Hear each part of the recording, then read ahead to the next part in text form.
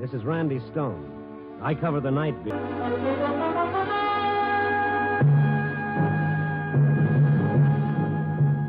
Night Beat, starring Frank Lovejoy as Randy Stone.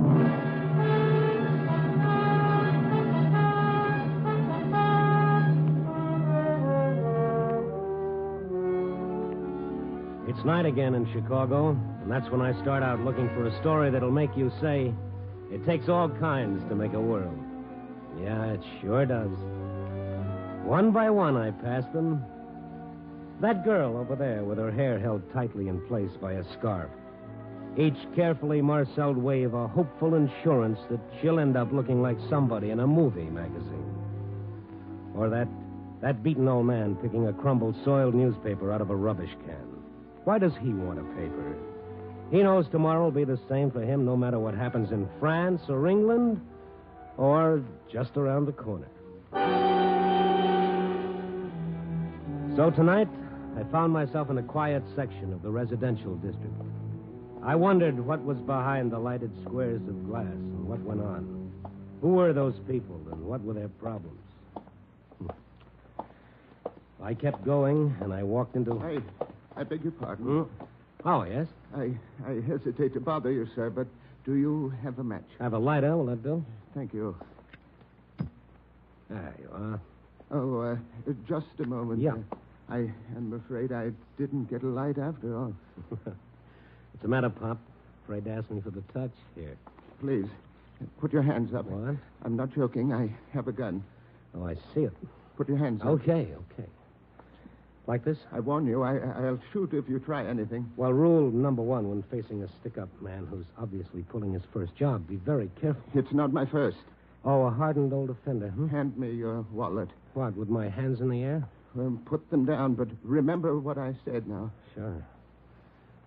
Why is a nice-looking old man like you doing this? Stop talking and hand me your wallet. All right. Here. Now turn around. Face the wall.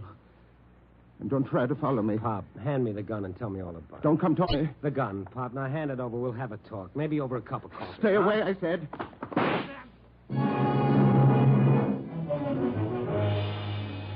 I should have had better sense.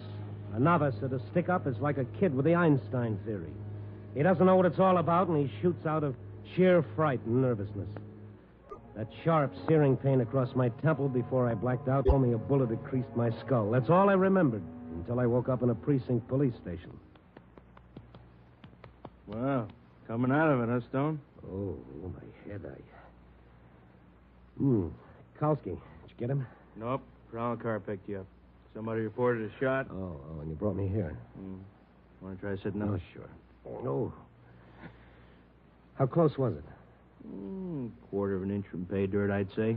Kalski, you are now looking at a prize boob. Oh? Oh, yes. I tried to take a gun away from a stick-up man. You ought to have better sense. But this was different. I don't think he ever did it before. He has to start sometime. Yeah, but he, want a description? That's what I'm waiting for, Randy. Man about 70. 70? 70. Oh, with a long white beard. Kalski, the man, was about 70. A little over 5.5 feet. Sure. Name of Rip Van Winkle? For all I know, it might be. But when you find him, he'll have my wallet on him. Oh, and Kalski. Yeah?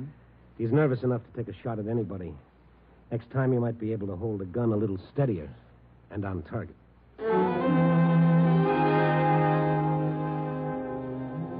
So, 10 minutes later, I left the precinct station. Kalski put out a call for the little old man who made like Jesse James. I went back to my desk at the Star. Maybe I had a story. I wanted to wait until the police picked up the old man because whatever made him turn bandit was a story. An hour passed, and I was just about getting ready to give up. Oh, hi, Mr. Stone. Oh, hello, Larry. I didn't come in this time of night. You're almost all is out. Larry, you don't know how close I was to that permanently. Hurt your head? Yeah. How? Well, I was wearing my hat with a feather in the band. Huh? Yes, I got mixed up in a badminton game. I don't get it. Well, you work on it, kid. I'll see you tomorrow. Oh, I get it. Feather, badminton. A for effort, Larry. Oh, hey, I almost forgot. What? Here's a package for you. For me? What is it? Oh, no. Open it up and see. That's working them out, kid. Where did you get this? Hey, that's a wallet with some dough in It's it. mine. I said, where'd you get this? Dame gave it to him. Where is she? Left, I guess. By the elevator? I guess so. Least way she was waiting for it when I... You sure it wasn't a man? I'm old enough to tell the difference. Oh, I stand here chewing the... Hey, what's going on? Hey, Mr. Stone. Larry, stay by the phone. Take down anything that comes in. The woman who brought back my wallet had 8 floors to go down on that slow night elevator. I had a chance to beat her to the lobby, so I took the stairs 5 at a time. And then I was in the lobby, but the elevator had beaten me down. I ran over to the night man. Well, hello there, Mr. Stone. How are you? You didn't come down in the elevator? Yeah, how long you been down here? Oh, just a couple of seconds. A woman ride down with you? Yeah, from your floor. She go outside. Yeah. Hey, something wrong? Come on with me, will you? Why all the fuss? Would you recognize the woman if you saw her again? Oh, I guess so. Now, take a look both ways. Tell me if you see her. Had on a little hat, old lady, too. Old? How old? 60, 65, thereabouts. You see her? Ain't sure, but I think that's her at the bus stop. Which side of the street? Other side, next block. Okay, thanks. See you later. Maybe it was she, maybe it wasn't. I hurried across the street just as a bus pulled up and took on a passenger. A little old lady wearing a little hat. I reached the stop as the bus was pulling away.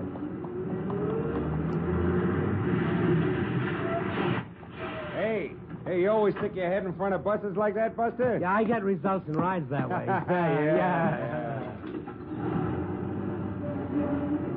There were other vacant seats in the bus, but the one I wanted was next to a little old lady. A little old lady whose eyes were red, as though she'd been having a real good old-fashioned cry. She didn't even notice me sit down on the seat beside her. For a moment, I just sat and watched her frail, blue-veined hands pulling on a wet handkerchief and sobbing. There's something wrong, lady. No, I'm all right. Thanks for returning my wallet. There's $10 missing. Oh, I don't know what you're talking about. I don't know anything about your wallet. You know, be easy to check that. We get off, we take a bus back to the Star Building. There's a night man and an office boy who saw you. This is my stop. 2 blocks from the paper? That's a short ride. Now, look, I don't know what this is all about, but I'm willing to learn. Now, you can either tell me here or we can go somewhere else. Can't you just forget it, please? Forget it. I could have been killed. I know, but he didn't mean it. Who was he, or who is he? He's my husband. Oh. Well, do you want to talk about it? If I tell you why he did it, will you help him? Look, let's get off this bus. We'll take a cab to... Well, where? I want to go home. All right, I'll take you home. But something tells me I'm sticking my neck out.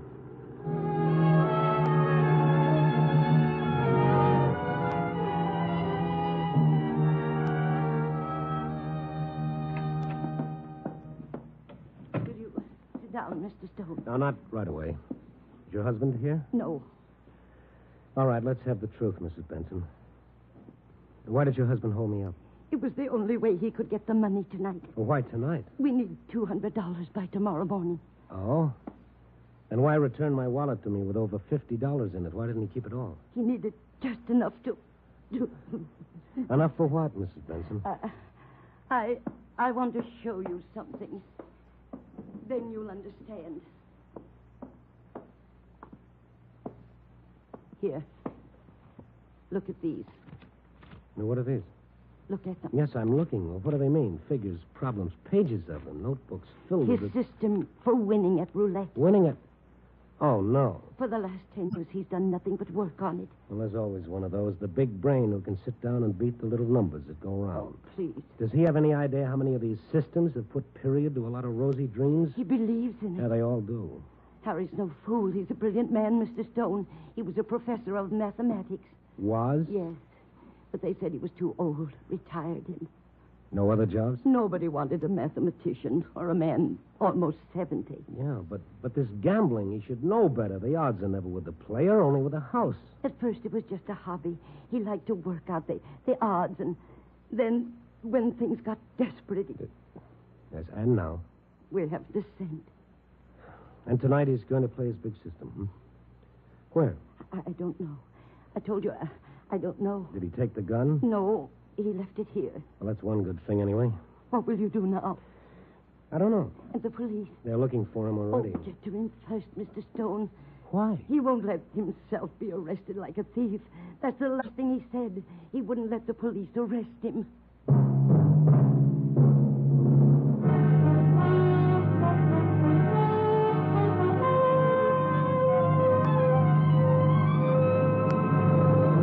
You are listening to Night Beat, starring Frank Lovejoy as Randy Stone.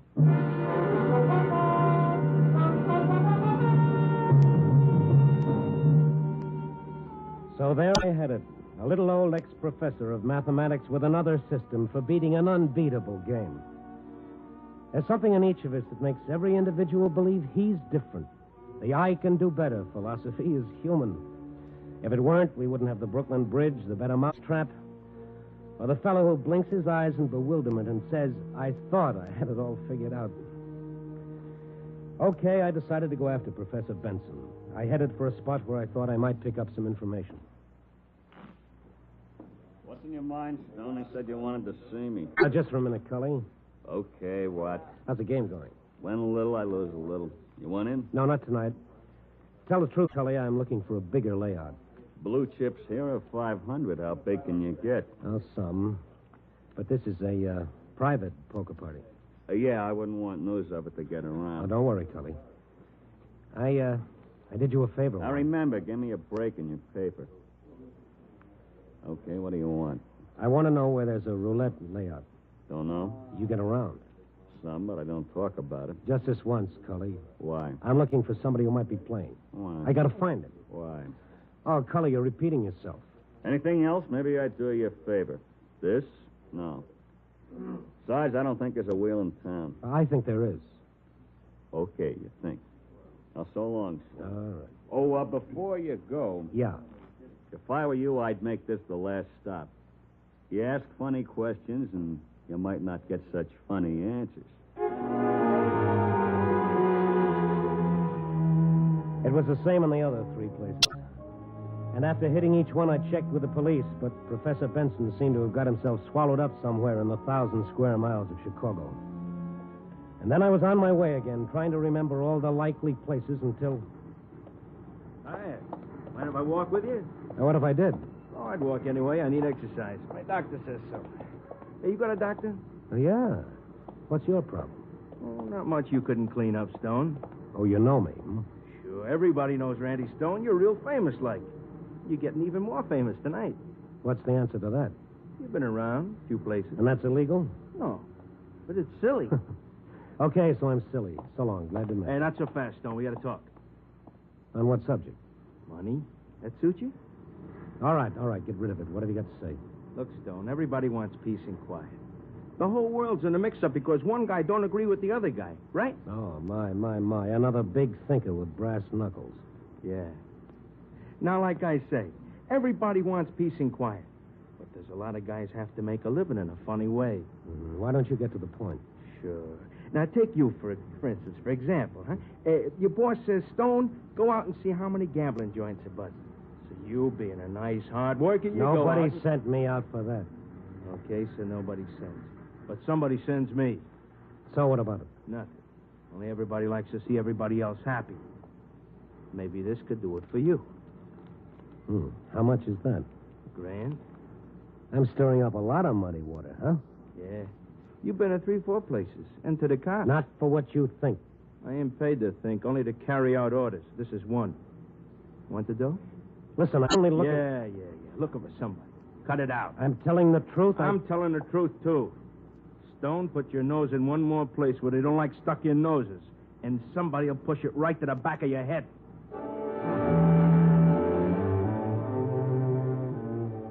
Sometime, somewhere, somebody said there's nothing like a quiet fireside, complete with pipe and slippers.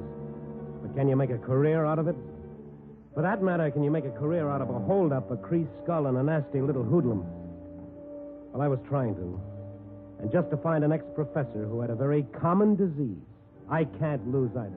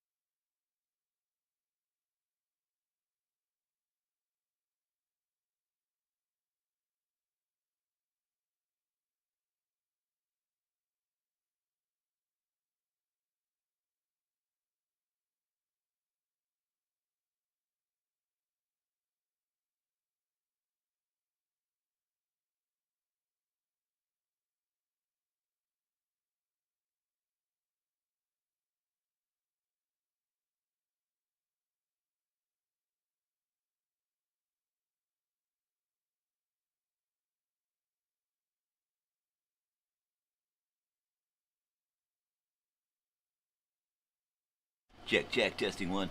Fuck it.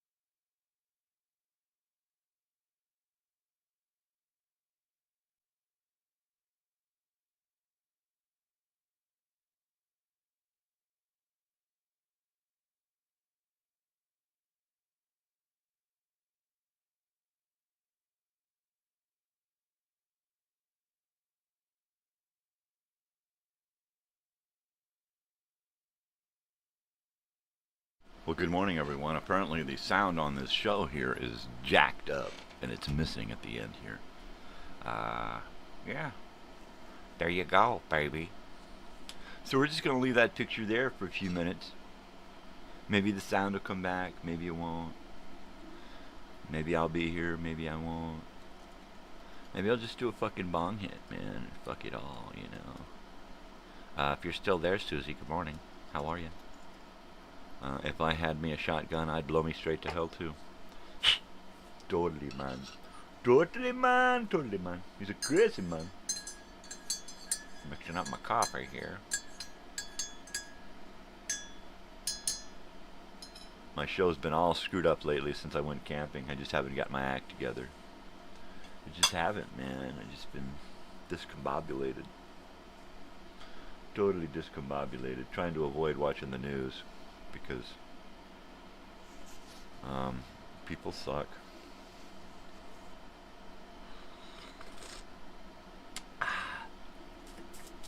Totally, man. I'm not going to go to the picture until I start my show. And I don't start my show until 5, so you're just going to have to wait. You're just going to have to wait, man. I'm going to open up a baggie. Opening a baggie. Maggie's baggie. Yeah. Totally. We're going to get this bong hit ready here, and then you're going to start my show, eh? You know, eh? Don't you know? What's going on here, eh? Hey there, eh? What's going on, eh? Hater, hider, holder. Oh, that's hot. That is hot stuff there. Boy. I'm waking up, people. I'm waking up. My show's sound is said, late. I don't know what happened to that show. I don't know. I don't know. Is it on my channel like that? That's jacked up, man. Number 13's on my channel, and it's just a jacked up episode. Is that true? Is it totally true, man? Because if it is, it's jacked up, man. That's totally jacked up. It's totally jacked up, man. Yeah. Totally. Jeez, I gotta take a leak at like 2 or 3 in the morning. And my daughter's up in the kitchen, hanging out, making food, playing with the dogs. I'm like, oh, jeez, put the dogs in the room when you're done with them. I'm going back to bed. And man, I woke up and it was like 2 or 3 in the morning. And I'm standing there taking a leak, and I go to put my hair back, and my whole head, my whole body of hair is completely drenched. Like dripping drenched. Right? Oh. This is horrible, man. I get this when I sleep. I get the night sweats. I'm like a giant heat rash in bed, right? I'm so hot all the time when I'm sleeping. I gotta change pillows.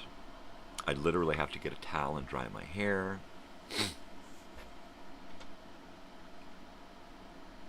The sheet is soaked, the pillows are soaked, the bed is, it's horrible. It's horrible. If the moisture was any lower, I would think that I was wetting the bed, right? Oh my God. I guess it's just about time to start this shit. Right? Oh my God. Did he really do that? Is he allowed to do that? Oh my God. I'm going to take a drink of coffee, and then I'm going to start my show. Anybody ready? I'm ready.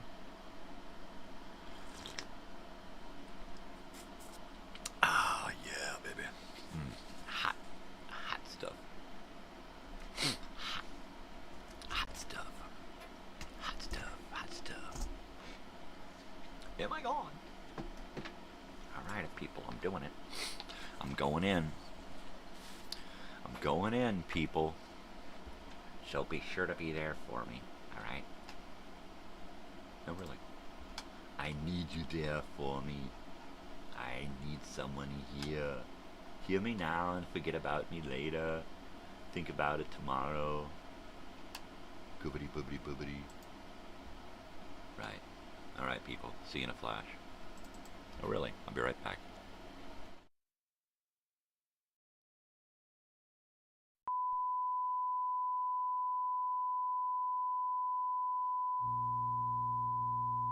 Well, apparently it does work.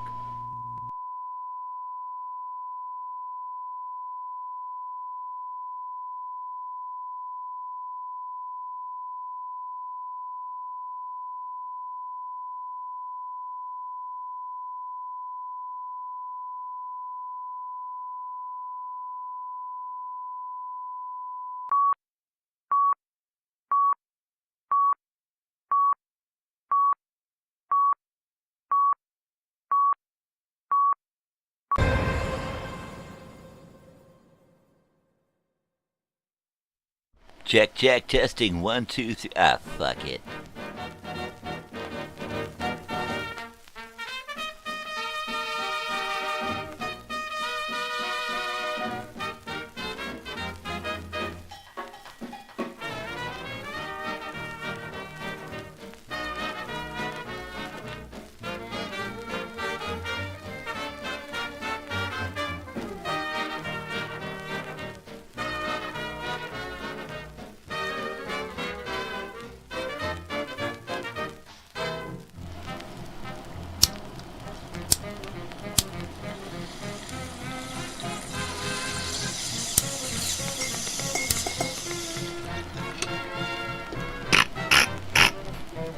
Oh yeah, baby.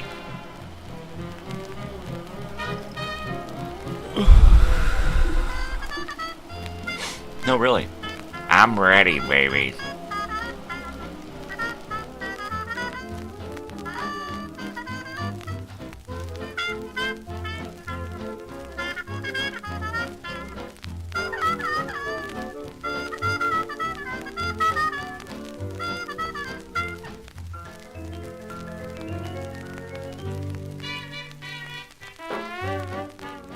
Yeah, let's do this shit, baby. Hey, how you doing? You can hear my air conditioner in the background, can you? I can. Because I got up and it was a warm mofo in here. Ah, yeah. All right. There you go. Oh.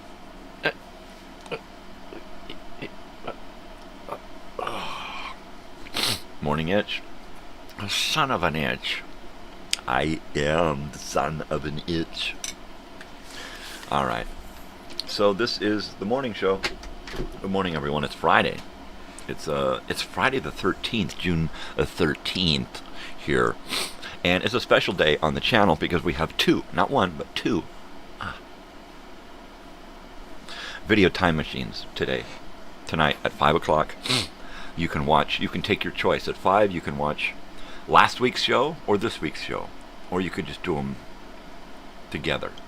One of them is over an hour and a half long, and tonight's video time machine is over 2 hours long. While I did have to redact and retract one item from tonight's video time machine, it's still over 2 hours long.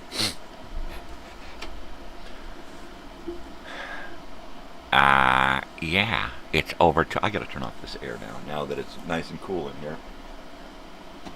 And I'll turn it on again later once it warms up. But, oh my goodness. Oh my gracious goodness me. I think I need a hat, man. I need a hat. I'm looking at my head going, cover that thing up. It is so bald and shiny. There we go. You know, a lot of people have trouble getting old and changing, getting used to those changes. I've been going bald since I was a kid, so losing hair is not a big deal. Having lost all of my teeth, you know, it was a big deal, and now it's just not anymore. Because I just don't care. I mean, I'm growing old. What are you going to do? Fight it? You know, I'm not going to go out and, well, I'm not going to go get, any plastic surgery or my face won't allow me to get dental implants, I guess. It's probably actually the insurance company that denied the dental implants, not my dentist saying, no, I don't think you can get those. He probably knew right away that my insurance wasn't going to cover it, so he just said, no, your body isn't going to take them. Right? Who knows? I'm sure he knows. I'm sure somebody knows. June 13th. Well, let's hope it's good luck for the world and things start... Good morning, Joe. Things start to get better, because things really suck right now out in the world. Oh, speaking of out in the world, Joey, I heard you broke your glasses the other day. And what's up with the poncho? Your dad's back from Bolivia. Did he bring you a poncho? Or did you just have to wear that Mexican poncho that you got and say, look, at least my friends helped me to get a poncho. Jeez. Hear me now and think about ponchos later. Panchito Gomez was on, what was it? It was an episode of, I think it was an episode of Simon and Simon, but it could have been a movie. But we were watching TV, and good old Panchito Gomez was there, and I believe, yes, it was Simon and Simon, and he was kind of young, and he, because it was like 1980 something, and he played a street vendor. I thought he was going to have a bigger part because his name was in the opening credits, right? And he just had a small part as a street vendor. I thought for sure he was going to come back as a, an assist to the Simon brothers. Well, at least they broke at the end of your shift and not at the beginning. Did you take them home and MacGyver them and fix them up, or did you just go get new glasses?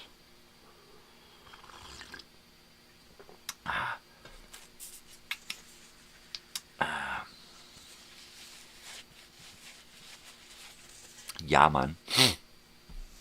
Yeah, so I never got to the guitar yesterday. I was just too busy and frustrated about the world and had to get a lot of shit off of my chest. I was kind of hoping Susie was still going to be around this morning, but I think that she shows up during the pre-show while she's getting ready for work or something, and then she's gone at the showtime because she's just gone. She's just working, doing stuff, getting her day going, right? Which is kind of a bummer.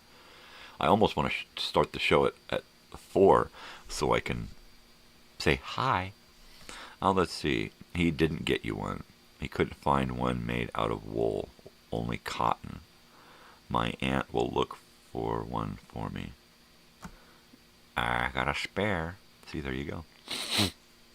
I have a spare tire. This is my spare tire. What are you going to do? Yeah. Well, good. Have your aunt keep her eyes out. Keep them in your head. Put them in your head. Keep them out. Put them in your head.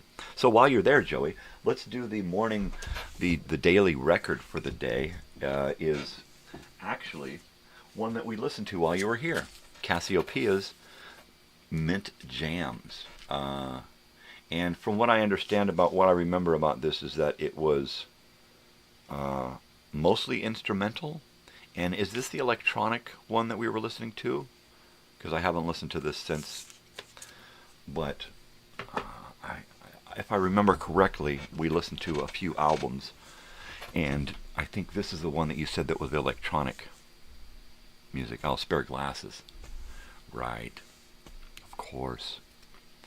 Spare Glasses. Your broken one still fits. Yeah, I am broken and I don't fit anymore. Yeah. So tell me a little bit about this album here, Mint Jams. Because that's the album of the day, baby. It is from 1982, which is my one of my favorite years. And it is... Do I have a 1980? Do I have anything 1982 lying around?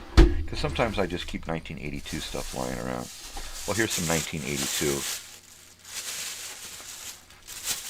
A box of zigzags. There you go. There's a 1982 box of zigzags. This is the store display model, so it actually has a front display. Let me switch cameras here. It has a front display on it. So this Cassiopeia album is the Jazz Fusion album we were listening to, right? It's got the display thing on it, and it's got a bunch of. I've been using them, right? I got them to use them, so I've been using them. There you go. Also, from 1982, I have a calendar. I have a 1982 fabric wall calendar. And it is one of my 1982 albums. Or items, pardon me. So, the Jazz Fusion from Japan. Wow. And from what I understand, Tatsu worked with a lot of these guys, right? So, it's great music. If you get a chance, listen to some of that. Do you know if this is on YouTube? Am I fruitless if I look for it to share us a link? Or is there a link possible that we can share? Because Joey would know where to find all of this stuff, which is why I asked Joey. When you need a good answer for something, you go to the professionals, right? You go to the people who know. And Joey knows Japan music from the 1980s. He didn't work with these guys. Okay. I remember we talked about 3 different albums while we were listening to them. And you know me, I get confused. I jumble stuff all together and don't remember things correctly sometimes, especially if it's a new memory. Once you beat this into my head, then it'll be there forever. But as of now, I don't know what the hell I'm talking about. I really don't. Yeah, so I think I need some coffee. That's probably would help. So today's Friday, and we're supposed to be doing a segment called Playing with Matches.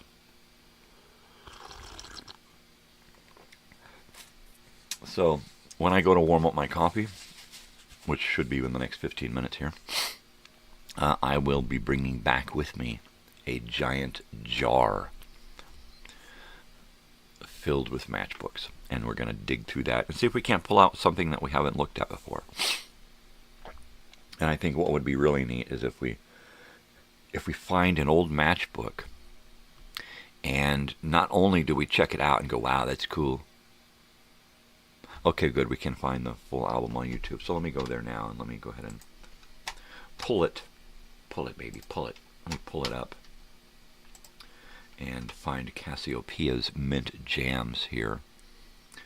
And share it with y'all, because y'all, Amanda Lewis. Who's Amanda Lewis? I don't know who Amanda Lewis is, but she was born in 73 and she died. Co-creator of L.A. Law dies. NFL legend dies. You know, when you get to be my age, you really start to notice the people that are dropping off, especially if they're around your age or younger. Then it's really, it really sticks with you, right? So I'm going to YouTube right now, and I'm going to pull up Mint Jams because Joey says I can. So I'm gonna, Moana do it. Moana do it.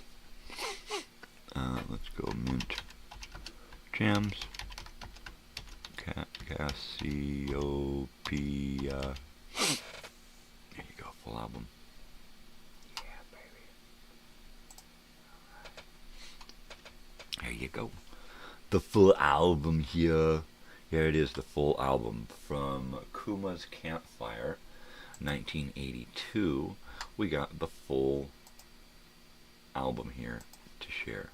So we're going to go there. We're going to go over to my live feed, Click on my live feed. Turn off the volume to my live feed so you don't have to listen to me talking over myself. Because that would be dumb, right? Okay, there I am. There's my live feed. Here is my live comments. We'll type this into the comments here. Past. We're going to paste it in there and then enter it. And then let's label it. Let's say what that is so people know. Mint Jams 1982. Oop. Typo. Full album. Cassiope.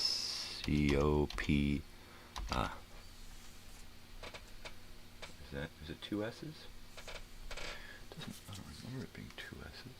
Is it two S's? Cassiopeia. I had the I-O and the E-O wrong. Right? E-O. Pia. Cassio. Oh, where's my S? There it is. Cassiopeia. A. All right. Mint. Did I hit? Oh, it says Mint Jans. Oh.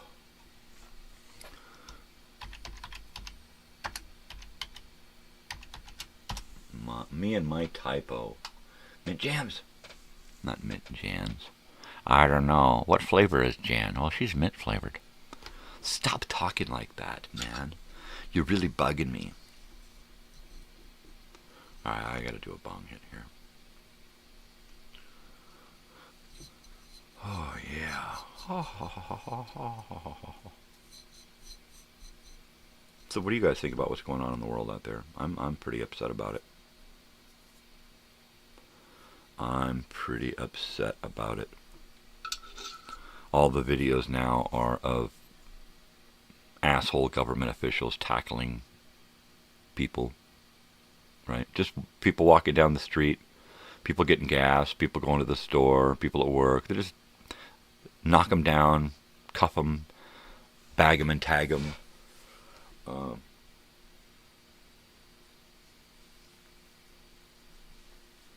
I mean, it's just like free range assholing, right? And I know there's a lot of people out there who are going to spout their bullshit rhetoric and their propaganda and the shit that they've been programmed to believe, you know. And that's, you know, it is what it is. What are you going to do? Fight the system. Fight the machine. You can't fucking win. You can't fucking win. You can't. Just like yesterday, I couldn't win yesterday. I couldn't. Nothing I could do yesterday to make things go any easier. The day started off great. I took my wife to her friend's house so that she could be there for the day to help them. And I went from there to the auto parts store to see if I could find a knob for my rear air conditioner. And I did not. I was not lucky. I did not find a knob. So I'm like, all right, well, I'm going to go to Stater Brothers, and I'm going to get that pack of chicken thighs that Mom wants, and I'm going to get us some more coffee creamer.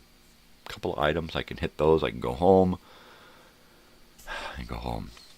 And I get to the supermarket, Stater Brothers, and as soon as I close my door, I realize that my keys are in the ignition in the van. And I'm always diligent about locking up my van. So there's no way into my van now, and my keys are locked in my van. So I'm thinking, oh, fuck. I'm going to have to call my wife and have her send one of her friends over, because she doesn't have a car. So I'm just in, she's like busy. So I'm like, I'll have her send one of her friends over with the key, her key to my van. I reach into my pocket, into my bag, and I have no phone. I left my phone at home too. I do that a lot. I leave my phone at home. So there I am at Stater Brothers in the parking lot with no phone and no car keys. So I'm thinking, okay, you can do this, right? So I think, okay, well, Pam, our neighbor, works at Stater Brothers, and she's there every day. Every time we go there, there she is. Hi Pam. So I'm thinking, all right, well, I'll go in, I'll find Pam. She's got my wife's phone number because I don't know my wife's phone number. Stupid me. I got mine memorized, and I barely can remember it correctly. I go in and I walk through the store, and I'm looking around. I can't find her anywhere, so I ask somebody, is Pamela in? You know, we call her Pamela. And it's like, no, we haven't seen Pam yet. She's not in yet. Like, oh, crap. So I wait a couple of minutes, and she's not around. So I ask to see the manager, and the cashier's like, can I help you? And I said, no, I'd rather see the manager. I don't want... There's always one check open, one check stand open, and it's got like 6 people in it. So I'm not going to hold up the check stand with this issue, right? So I asked to see the manager. She comes down. I explain my situation. Look, I locked my keys in the car. I don't have my phone. I don't know my wife's phone number, but I do have my wallet, and I have AAA. She said, well, let me get your phone, and we'll get you set up. So she was really nice. Got me a phone, dialed it for me, because if you don't dial it correctly, it goes directly to 911, right, which is store policy. So she hooks me up. Before I can even ask her for the address, she writes it down and brings it over to me. AAA's on its way. So it's like, okay. So I go out to the van. I hang out in the shade because I always park in the shade. So I'm hanging out there next to my van, sitting in the shade. And then I see Pam out there walking around collecting carts. Eventually, she and I have a conversation. I explain to her what's going on, and she's like, "Oh yeah, I could have totally called her, right?" And I'm like, "Yeah, I figured." So I wait a little more than the half hour they say it's going to be, and the guy shows up, and within a couple of minutes, he gets my door unlocked, and he's on his way, right? Wind and sea towing, great guys. I'm going to do this bong hit. Here in the story, I like to have a little color. So here's some green for you.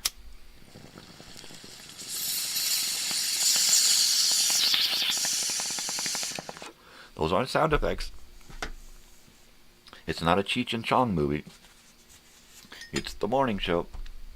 Mince jams. All right, just a second.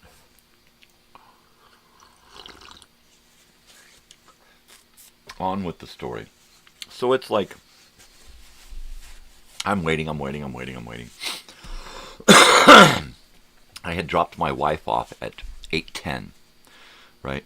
It's now 9:45 So it's been almost a couple of hours since I dropped her off. I should have been home already.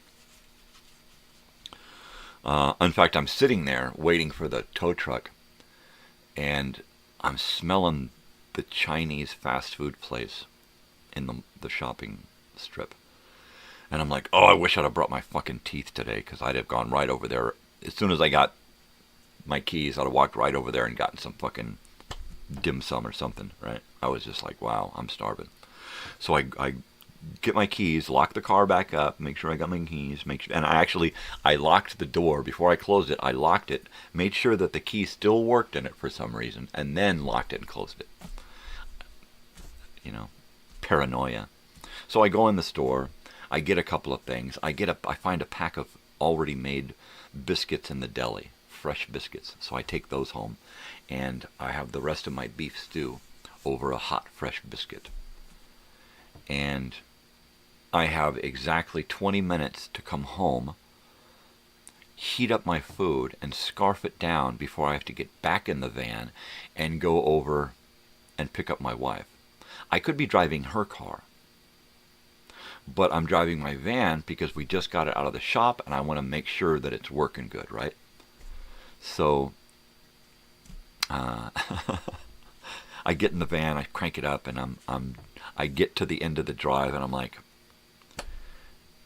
something sounds a little bit different, right? And I'm not quite sure what it is. I had been experiencing some kind of a rough grinding noise, like bearings grinding, right?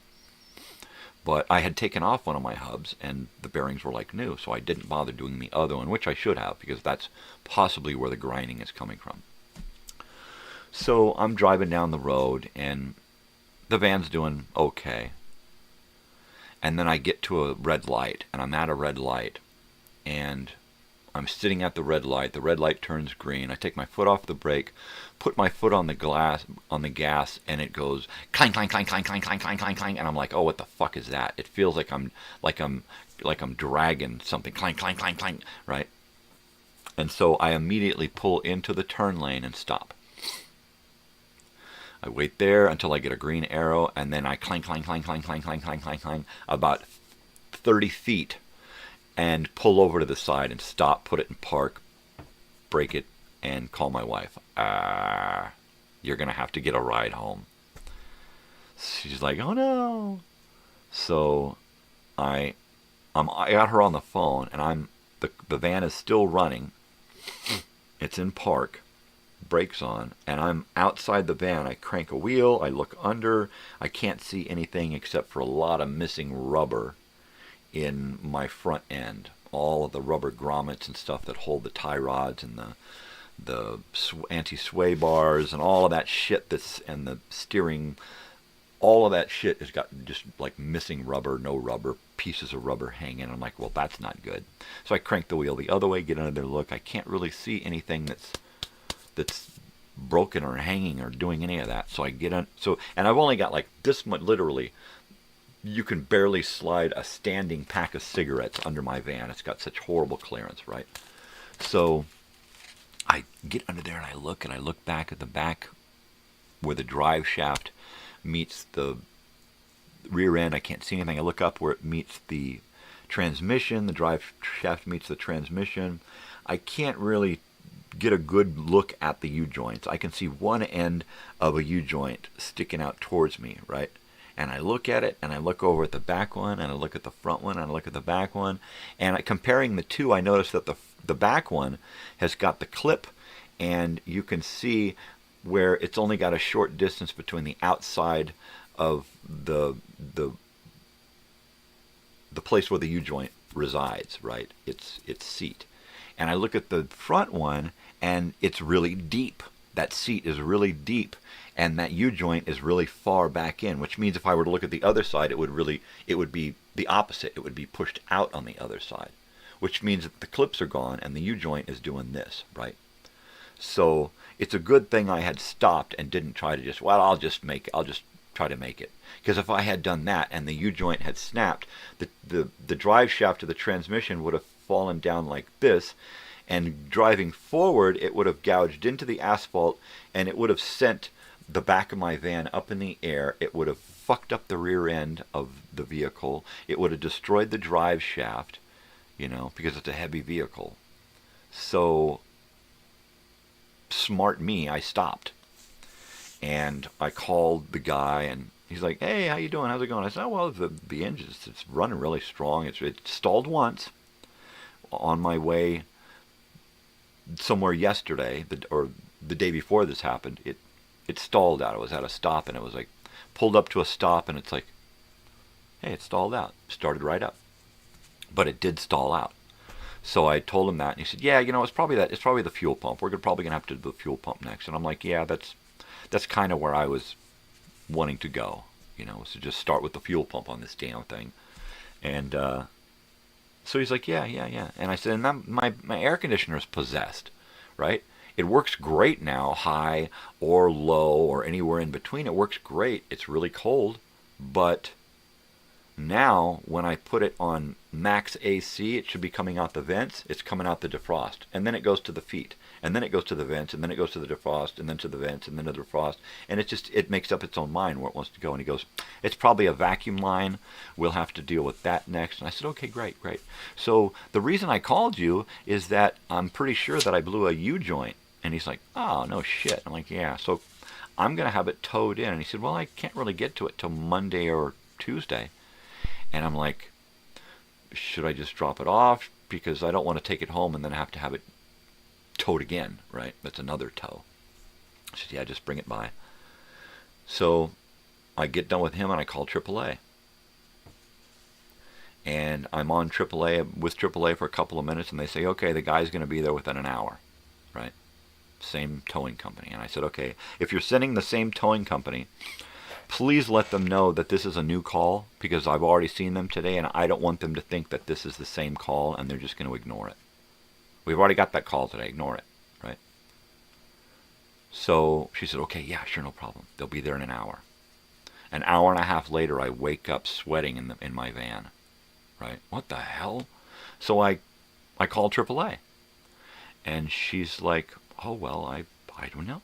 Well, let's get them on the line and find out. She gets them on the line and then leaves me with them. They have no clue what's going on, right? They had not received a second call. They didn't receive anything. As far as they were concerned, they didn't know who the fuck I was until I explained, look, I'd been there today. Okay, we got that call, but we didn't get the second call. I said, okay, well, we need to get somebody out here because I still need a tow, right? And they say, okay, we'll have somebody there in 20 minutes. 20 minutes. Sorry about that mix-up. It's not our fault, but we'll get somebody out there. So I'm like, okay. So 10 minutes go by, and I'm thinking, they're going to fuck this up again. So after 10 minutes, I start looking to find where Wind and Sea is in my area, and I cannot find them anywhere in my area. And the nearest place I can find them is an hour and a half away, down in Paris, California. And I'm like, wait a second. They're telling me 20 minutes and they're going to have to drive all the way out here? That's not right. So I called AAA again and I say, hey, look, this is what's going on, and you need to understand that I've called them today, and they're probably under the assumption that this is the same fucking call coming through, and you need to get to them and talk to them, not just go... You need to talk to them and make sure that they understand that this is a different fucking call, right?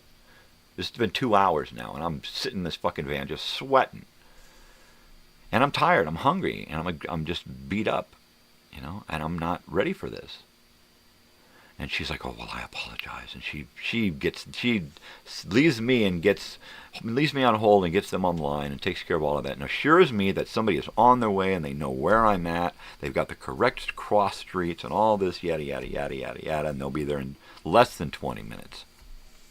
20 minutes go by, and I see a tow truck, and he pulls up beside me, and he's looking bewildered at the van, like, is this the right van, right? And I'm thinking, it's got to be my tow truck. It's Wind and Sea, and he's got to understand that this is the right place, because those are the cross streets right there. Within 20 feet of my van are the cross streets, right? So he's got to know. So I from inside the van, I wave to him, and he sees me, and he goes, oh, okay. And so he parks, and he comes over, and he talks to me. And we get everything settled, and throughout our conversation, he explains to me that he gets a call, and it says there's a guy that's locked out of his van, and he needs a tow. And he's in a parking lot of a supermarket, and he doesn't have his phone. And this is all from the first call, right?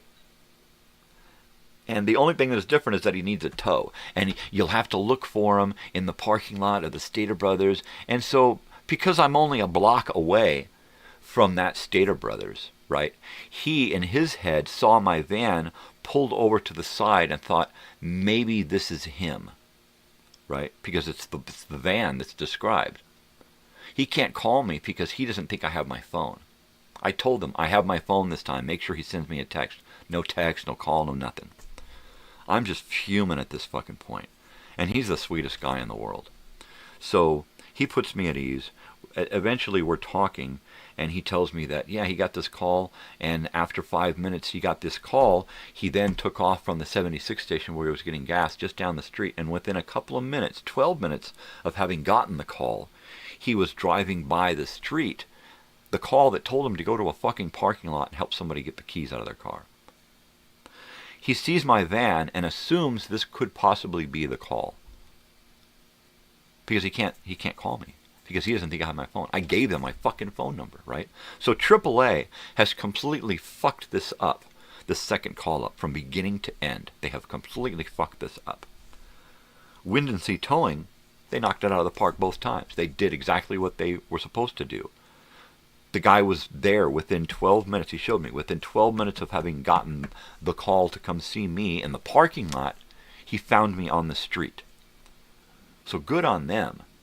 AAA, they humped the bunk on this one. They are going to get such... If they hit me up for a review, they are going to get the shittiest fucking review. I do reviews when it's deserved. The guy who did good, Wind and Sea, good review. He even told me he's from Temecula, 2 hours away, right? And he drives every morning. He drives all the way out here to work this area because they can't get somebody out in this area to work, right? Hey, Joey, move over here and become a tow truck driver. You can do a night shift in our area. That's a fucking job right there. I hit our neighbor up, Leaf. He said as long as they're over 25 and they got a good record, he says he pays for training. He does 2 weeks of paid training, and then you get your own truck and your own area, right? And I'm thinking, wow, what a good deal. If I was like 10 years younger, I'd be all over that, you know. And so I'm like, Leaf. He's married, just got a kid that's a couple of years old now, and he keeps working these weird jobs. And I'm like, dude, you need a good job? And he said, yeah. And I said, call these people, go to the website, do it. And he's, dude, I will, ASAP. So I'm hoping that he hooks himself up and gets a good, righteous, good job working for a towing company. He's a perfect tow truck driver guy, right? Really nice, really friendly, strong, smart. So yeah, and that'd be a perfect fit for Joey too, you know. A really good job. Really, really good job. You like to drive, right? You like to work nights. You can work by yourself. You don't have to deal with people anymore. You know, that'd be all right. And you'd have time during the day to do other stuff. So you got a ticket. That's explainable. You can explain that to a company. You can just say, hey, look, I was in a rental car. I was going between point A and point B. That happens, you know. All of a sudden you look down, you're in a new area, you look down, and you're doing 80, 90, 100 miles an hour, and you just don't realize it. You back off on the throttle, but it's too late. There's a cop, you know. That's explainable. It's not like you have a record of going fast. Oh, he's a devil on the road. Nah, it's not you. You're actually a good driver, you know. And that driver, I don't remember his name, but he's a really nice guy from the Middle East. Lives down in Temecula. He likes me. He told me straight up, man, I like you. You're a good guy, good dad, you know. And I was like, whoa, dude, that made me feel really good to hear someone, a stranger, say that just from a few remarks about my life, you know. Not many people want their kids over 18 living with them and then help get them to school and help them, you know. It's like, wow, dude, pat me on the back. But yeah, that's easily taken care of. You know, it's not like you got your habitual speeder.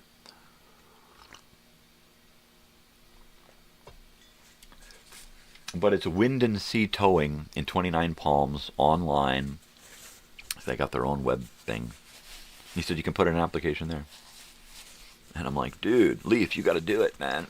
And he's like, they don't have anybody out here. Him and his brother. His brother drives all the way out to Apple Valley. And they need more than one driver out here. They need drivers. And they just can't get anybody reliable out here. There's nobody reliable, responsible. They can't get the word out enough that they need the drivers. You know. So there you go. I think they put a sign in their back window, drivers needed, right? That's usually a good, put a sign up somewhere. Wind and Sea Towing, drivers needed. 2-week paid training, you know. That usually gets people. When they know that, well, I don't know what I'm doing. Oh, 2 weeks paid training? Shit, yeah. I can get trained and I get paid for it. And then when I'm done, I get my own fucking area and my own truck. Dude, I was in that truck and I'm like, this is a bitchin' fucking office, man. It's fucking comfy and cozy, you know. Fucking A. Fucking A. Yeah. I'm gonna heat up my coffee and throw some matches down on this.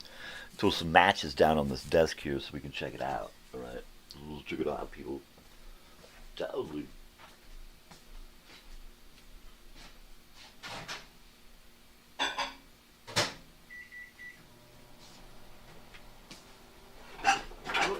Hard down. Yeah, these things sit for a while.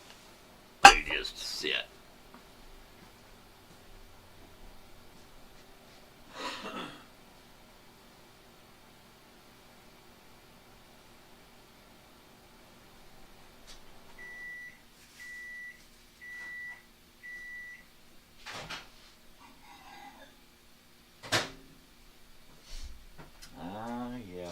boxes are empty.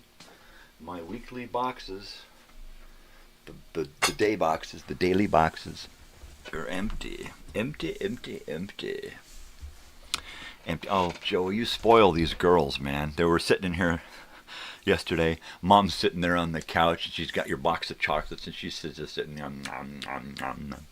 I'm like, oh, look at you. Isn't that cute? And then Natalie, a little while later, and here comes Natalie with the box and sits down, and she's looking at the thing, and she's looking, and ooh, it was so cute.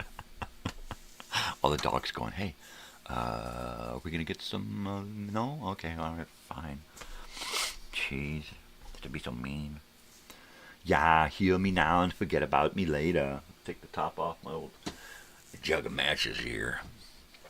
So today we'd like to do an episode. We're doing an episode we like to call Playing with Matches.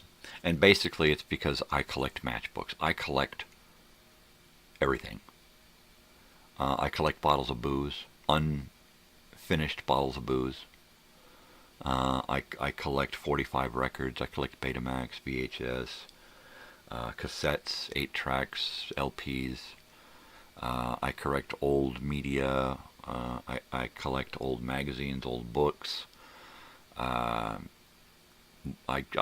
collect everything. If it's old and it makes me feel like dancing, I want to dance the night away. It makes me feel like shy. So it just makes me feel good. It makes me time travel. So I collect it. If I see a matchbook or a bag of matchbooks, matches somewhere, thrift shop, I'm tempted to buy. How much is this? And if it's a reasonable price, I'll go ahead and bring them home.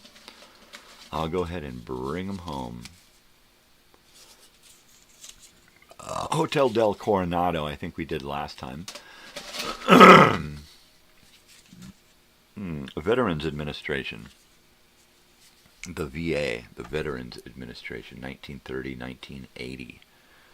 Look at that.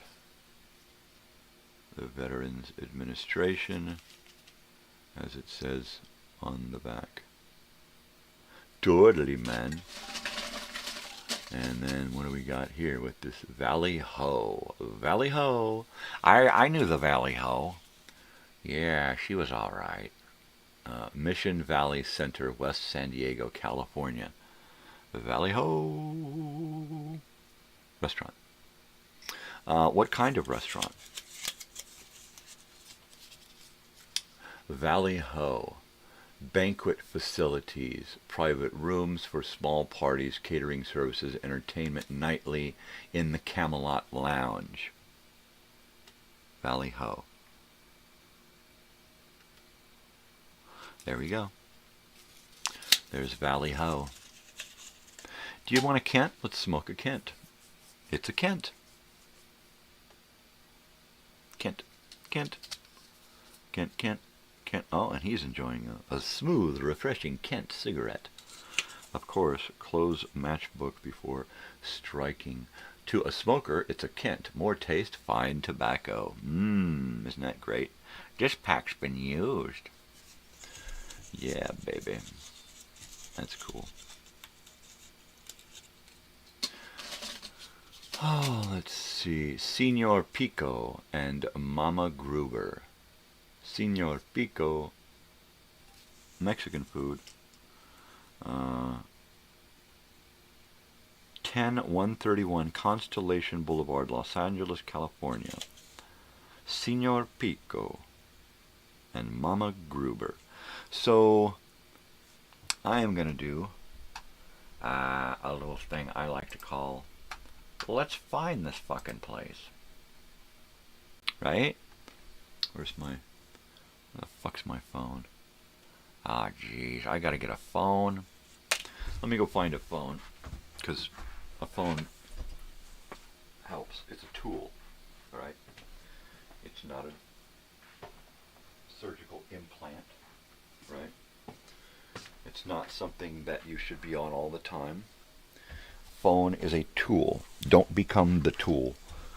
Use your phone as a tool. All right? So there you go. Every time we drink a root beer around here, we're thinking about you, Joey. Okay, so let's see. Let's go here, and let's go here, and we're looking at a thing of matchbooks. And I got Senior Pico and Maba Gruber. All right. On the back, we got the address. So I'm going to type in the address to my search thing here. And we're going to take a look at this place and see what we got. 10-131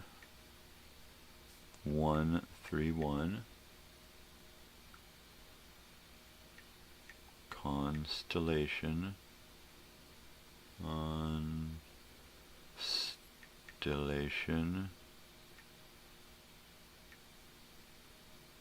Boulevard, Los Angeles, California. There we go.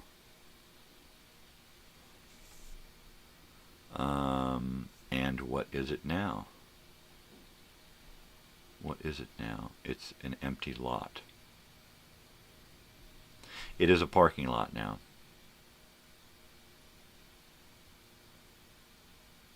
They paved paradise and put up a parking lot. So there you go.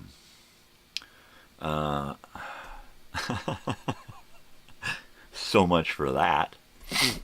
And let's see, can you get that? See that big white empty spot right there? That is where it used to be. That big empty white spot there is a parking lot now. And it used to be Pio Picos, or Senior Picos, right? So there you go. Let's see if we can find another establishment here. And El Encantanto Hotel and Garden Villa. Cozy Country French Inn. And here is the address, Santa Barbara, California. So we're going to go there next. Let's do some traveling, people. And it doesn't have an address. It does have a location. Oh. Did you hear that rolling thunder? That was my stomach. All right, so we're going to search the maps, and we are going to go cancel. Let's go El Encantanto, and see El Encantanto, and see if the restaurant is still there. Santa Barbara, 800 I think it's actually there. There's Alvarado, yeah.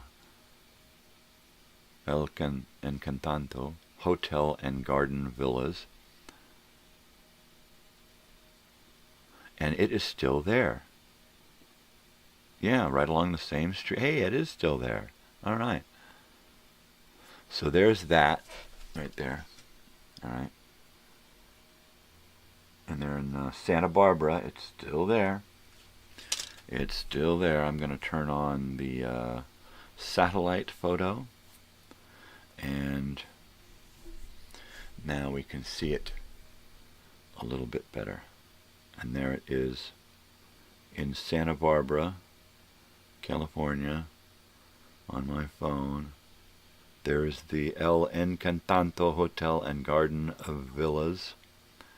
And it looks pretty plush and green. And I can see the garden, and I can see the villas. So El Encantanto is still there. That's pretty cool. Pretty cool. Rich Lights, Viceroy cigarettes. Those Rich Lights. You gotta have a cigarette, have a Rich Lights from Viceroy, right? Or a Winston. You gotta have a Winston. Golden Gate Restaurant, Chicago, Illinois. Huh. Well, my daughter's gonna go to Chicago, so we'll take a look at that one. See what we got. Sun-made raisins. Matches for sun-made raisins. Everybody had matches. It was a great advertisement thing, right? Marine Air Federal Credit. All right, so let's take a Golden Gate Restaurant in Chicago. So let's type in this address here and see what we get. We'll go ahead and leave it on satellite there. Let's go 3200 west. West 111th Street. 111 11th Street, Yuma, Arizona. 11th Street.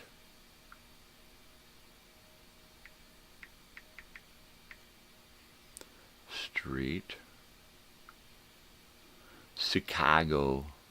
All right, I better abbreviate that. Street. Chicago, Illinois. There we are.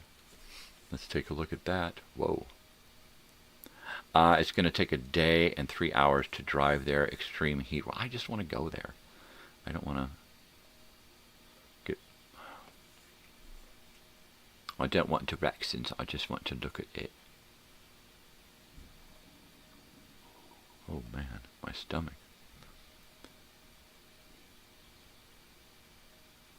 Alright, I'm coming in. I'm zooming in, yeah. Directions. No more directions. There we go.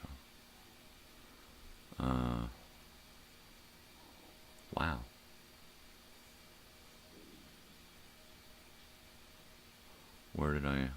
Hello. Search the maps. Let me just do this 3200 thing. Where is it? It's right there. 3200 west 111 Street. I don't want directions. I just want to see it. There it is. There it is. Let's just zoom in. It's on the corner.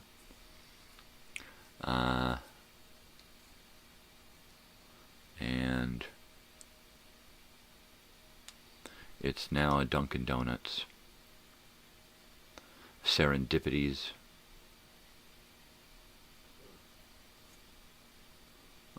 And some kind of little strip mall thing. So it appears that the Golden Gate restaurant is no longer in Chicago. There's a Burger King there. There is a Dunkin' Donuts. There is a little bus stop, and there is a Walgreens. But I dare say there is no longer a restaurant there. Yep, unfortunately, they keep paving paradise and putting up parking lots. And there is nothing here on this corner that resembles a Golden Gate restaurant any longer. Ain't that a shame? Ain't that a shame? Let's look for another one. Let's look for another one. I like this. It's fun. Casa Vallarta.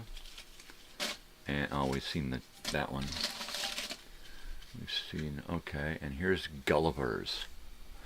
Gulliver's looks like it's probably a pub or a restaurant or something. Irvine, Burlingame, Marina del Rey. Gulliver's prime ribs of beef. So it appears to be a prime rib restaurant. Yes, there were restaurants that specialized in hunks of beef. So there you go, Gulliver's. Let's look to see if there's actually a Gulliver's left here in California. Let's go explore. And let's go home. Let's go there. Let's say Gulliver's. Gulliver's. How do we spell it? Is it spelled like Gulliver? Let's capitalize that here. Gulliver. Gull. 2 L's. Ivor. And then the apostrophe. And the S. Gulliver's Restaurant. Irvine. Hey, Gulliver's is still there. All right next to the airport. Gulliver's at the airport.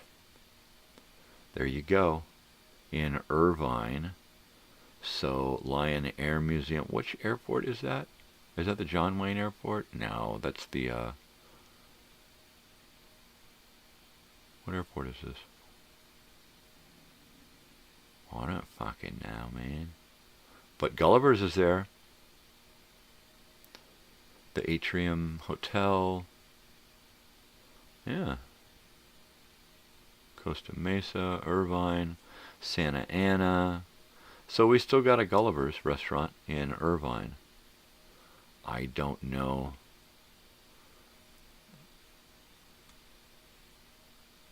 Do we have another Gulliver's?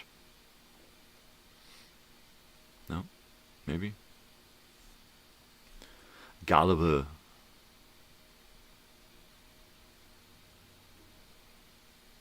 There you go. I dare say that there's at least one left. That's pretty dang cool. And Casa Vallarta. Casa Vallarta, Mexican food is where? Do they even have a... Oh, wow. Los Angeles, Hollywood. Yada, yada, yada. Glendale, Atwater, Tustin, Santa Ana, Brea, Santa Monica, Montclair, Old Town, San Diego, Rancho San Bernardino, San Diego. So they're all over the Southland here. Are they still around? Casa Vallarta? Probably not. Those places usually have to change owners and names every decade or so. Vallarta.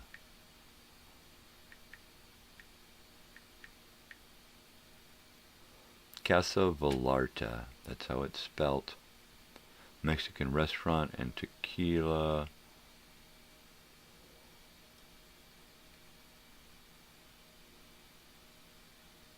Aurora, Colorado. In restaurants nearby. In restaurants.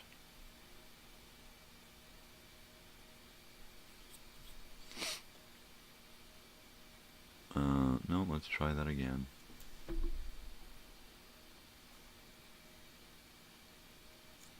Ah, yeah, cancel it, baby. Casa Vallarta. Vallarta.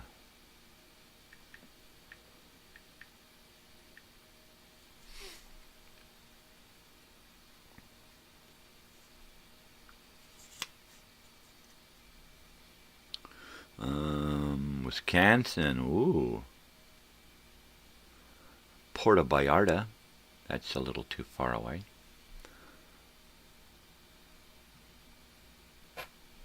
Restaurant.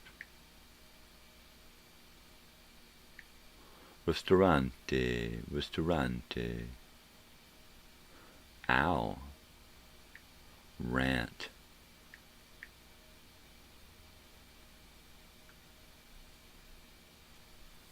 Wow. Casa Oaxaca. Casa Rum. That's just... There ain't no way. I guess that place ain't around anymore. Casa Vallarta.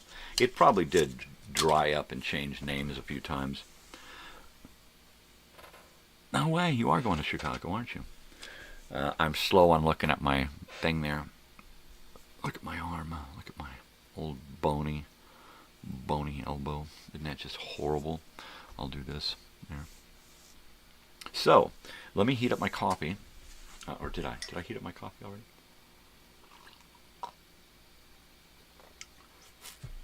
No. So I'll go heat it up. Talk amongst yourselves. You know what I mean?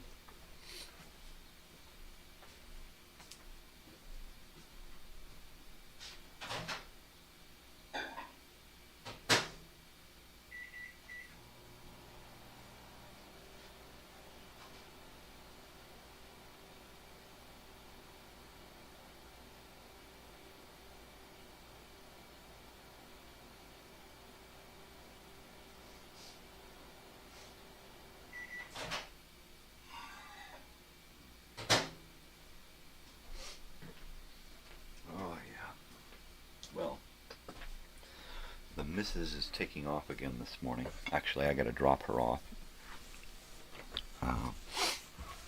Yeah, I can't let the girls drive around now with all this profiling going on. If something were to happen to either of them,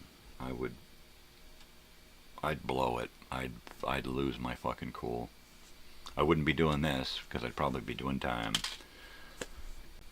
Pall Mall. Pall Mall, a full 100 millimeters long, filter tipped. There you go, filter tipped Pall Malls. I'll stick those on my Pall Mall cigarettes. There you go. So 6:30, my alarm should go off in about a half an hour, and then I'll go get the missus awake, and then just about the time I'm done with my show, I'll be getting dressed and taken off to drive her out, and then I'll come home. Of course, I'll be taking her car because my van is in the shop. So anyway, back to the van being in the shop. So we dropped it off at the same shop, CP Auto Works there in Yucca Valley. And I went in, and while I was waiting in my van sweating, I made a list on my phone of things that I wanted them to deal with. So of course it was the U-joint, and replaced both of them at either end of the U-joints on the transmission, the drive shaft, both sets of U-joints. So we're going to do that. I said, figure out my possessed air conditioner, and after that, let's just go ahead and do the fuel pump and the filter. I said, go ahead and get it. Find out what we're going to need to do, and let me know what's going on, and we'll bring you some cash, and you can get started on the fuel pump and filter and deal with that stuff. And then I said, while you have it, I want you to tell me what it's going to take to get all of the rubber replaced around the front end. Because it's slap happy. It's just clanging and clanging and clanging. So I need to get that dealt with. And then after that, it's going to be a matter of just fine-tuning anything else that's wrong with it and anything else that pops up because I'll be driving it so much. So I'm hoping that by the end of next week, we should get the van back with a new fuel pump and filter, new U-joints, a working air conditioner, and a quote for all the rubber and tie rods and stuff on the front end. Right? Let's just buy a kit and install that kit and then align it, and we're good to go. Because my hope is that once I get this thing running really smooth and start talking my daughter into driving it, she's going to fall in love with it, and she's going to really fall in love with having that big vehicle under her, being able to just drive herself to school, go to class, come and take a nap, do some homework, have some lunch, and, you know, drive to a friend and stay the night if she needs to in her van, right? So I'm hoping that eventually she'll get to feel like, yeah, this is the way to go. Little cars are okay for, but, you know, if you're going to go the distance, you better take care of yourself. In a big vehicle, you know, I'd rather her be driving that around. Big and tough, you know. A big van or a big truck or something safe. So somebody hits them, they get the damage, right? Not her. You know, she's like, oh, look, somebody smashed into me. And she's looking down, right? That's what I want. So, yeah, I want to get her used to driving a big vehicle. She's driven the van before. I want her to drive it more. Totally more, man. So it is just about 6 a.m. It is Friday the 13th. Check out the video Time Machines tonight at 5 o'clock. There's 2 of them. Watch them back to back. Watch one, then the other. Watch them both at the same time. Whatever you want to do. But there's 2 of them available. One is almost 2 hours, and one is over 2 hours.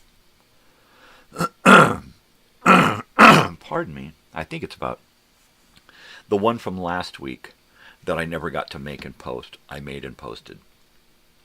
The one for this week, I just finished this morning. It just finished loading this morning. So, yeah, awake early. So I'm getting better at making these video time machines. The structure, the content, the overall feel of it. I think I'm Getting pretty good. So watch those video time machines. Hello, Oliver. Good morning. What are you doing out here, little fella? Did Mommy wake up early? I don't have to wake her up now? I guess not. Little guy. Little bitty baby buddy. And here comes Jealous Boy. You start talking to little bitty baby buddy here. And here comes Big Boy. What about me? What about me? Hi, Sam. Good morning, Sam. Come here. Come here, Sam. Come here. I want a good morning, boy. Come here. Are you going to come here? Come on. Come on. Come on. Oh, you're getting a lot of gray hair, Sam. You're getting a lot of gray hair, Sam. You adorable little pooch. Sam said, hey, is that Joey? Tell him I said hi. Doodly. Daily Grill. There's no match for Daily Grill. What's a Daily Grill? I don't know. DailyGrill.com. Seems to be a new pack of matches.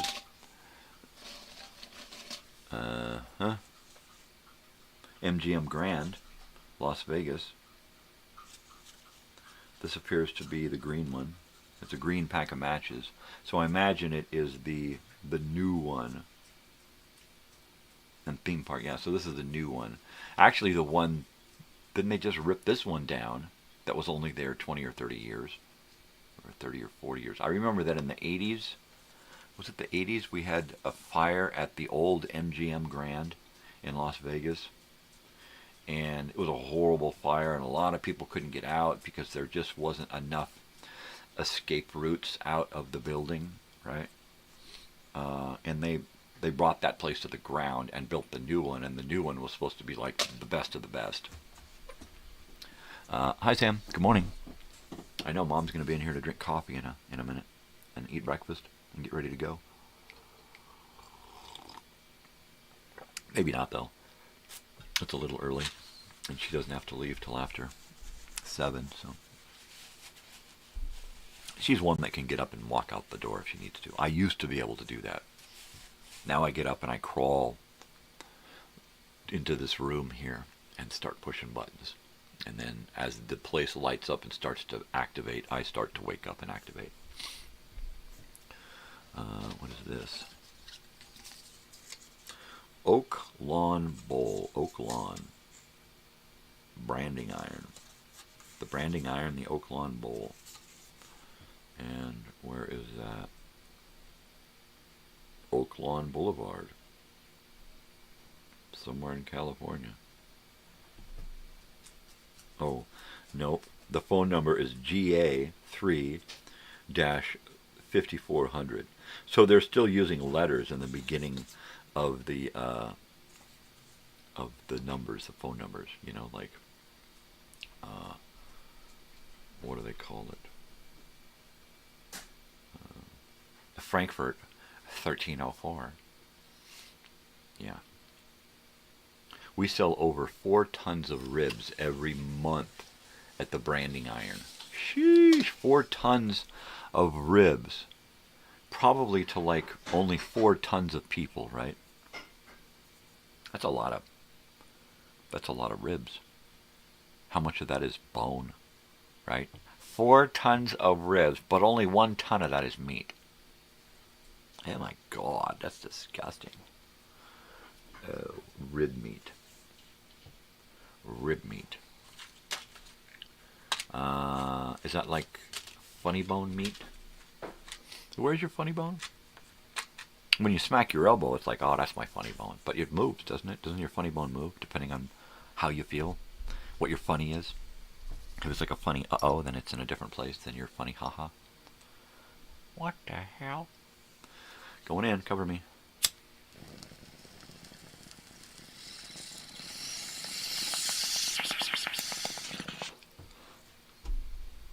Oh, his dad didn't get him a poncho. I told her, Joey. I told her. No poncho for Joey. But his aunt is going to look for one. They couldn't find a wool one. Just cotton.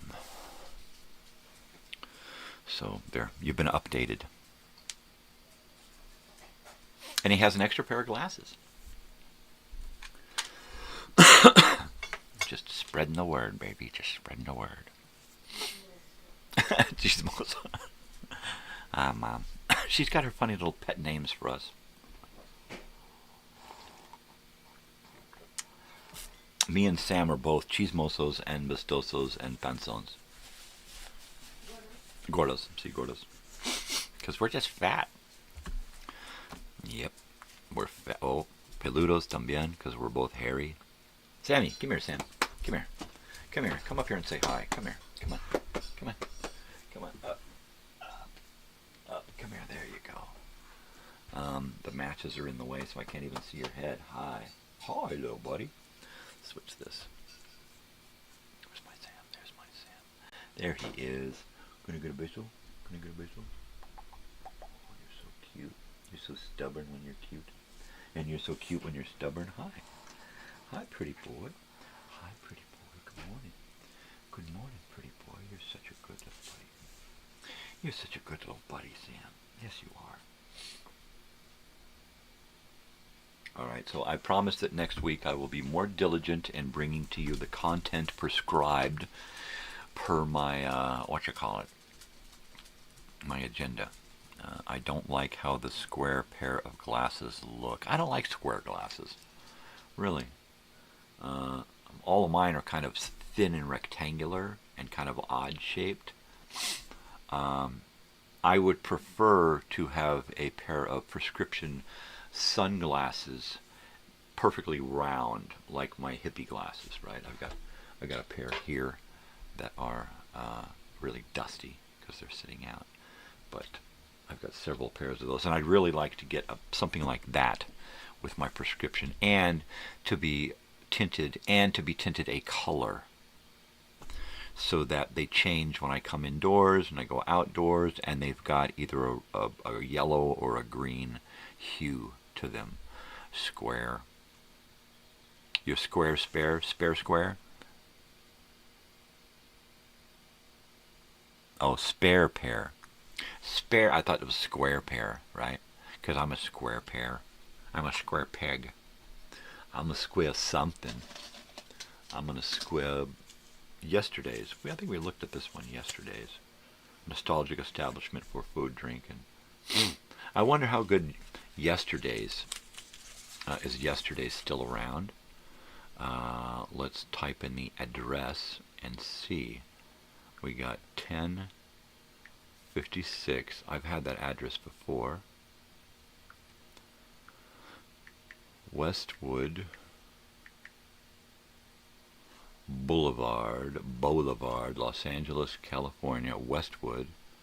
Yeah, in Westwood. Los Angeles is Westwood. Westwood is Los Angeles. And now it is WOW Heating and Air Conditioning. Oh man. So it used to be yesterday's. And now it's not. So let's see if yesterday's is still around. They've just changed restaurants or changed locations, right? So let's do that.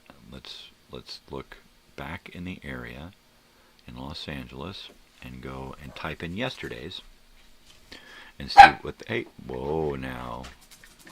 See? That's the way my world is. Yesterday's.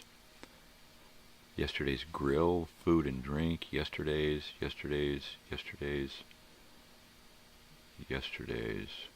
restaurant.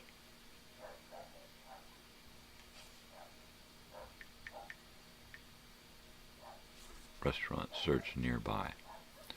Whoa. Yesterday's restaurant in Chloride, Arizona. Wow. Yesterday's restaurant in Chloride. Chloride. I wonder what they do in Chloride. It seems to be a throwback to the Old West now. In Chloride, Arizona. Yesterday's. I got a BLT. It was prepared perfectly. Gosh, that's awesome. Friendly service in Chloride, Arizona. Well, I mean, it looks like they don't have much in Chloride. I imagine they don't want to scare anybody off. Of course they're going to be nice. And one of their biggest attractions is a graffiti-painted rock. Okay. Yay. Yay. I'm telling you. Beautiful. So there you go. yesterday's restaurant is no longer in Los Angeles, but there is one in Chloride, Arizona. You know what? I think I need a new prescription too, Joey. What I need to do is go down to this glasses place in Moreno Valley, about an hour from here. And you go in, they do your prescription, they check your eyes, do all of that, and then you can buy 2 pairs of glasses for like $79, $89, $99, $109, depending on what kind of glasses you decide to get. And then you can get the extras, you know, with the coating and the polarization and where it changes from dark to light, that kind of stuff. But they're actually really good glasses, and they're at a good price, and they just come to you in the mail. Right? Or you can go to the store and pick them up. Either way. They go to the store, and then from the store they mail them out to people. I remember the last time I went by there, I just happened to be in the area and got the message that glasses were ready and was able to just ride over there and pick them up before they were mailed out. But I still have my spare pair of glasses. I still have those, and they're an older prescription, but they're still, my prescription hasn't changed that much, so they're still good. I still use them. So yeah, stop by tomorrow and we'll go get glasses. Pick me up. Pick me up, dude. I'm tired of driving. Yeah, hear about it. All the dogs running around. They must be checking on Mom, seeing what she's going to be doing. Usually if she's going to eat, I want to hang out with Mom. What are you having with your coffee, Mom? You going to have some pan? Dame pan, Mom. The dogs, they speak Spanish. Yeah, they know what comida means. Don't tell. Look, I said it, and Oliver's like, what are you talking about? You said my word, man. Comida? Oh, he looked at me again, his ears twitched. He was staring right into my eyes. He's like, don't say it if you don't mean it, man. Yeah. Say habla español? Un perro chiquito? No? Sí. Tú sabes, muchacho. There goes Sam. All right, I'm going to kill my mic for a second. I'm going to go warm up my coffee and squeeze the missus bit. Right back.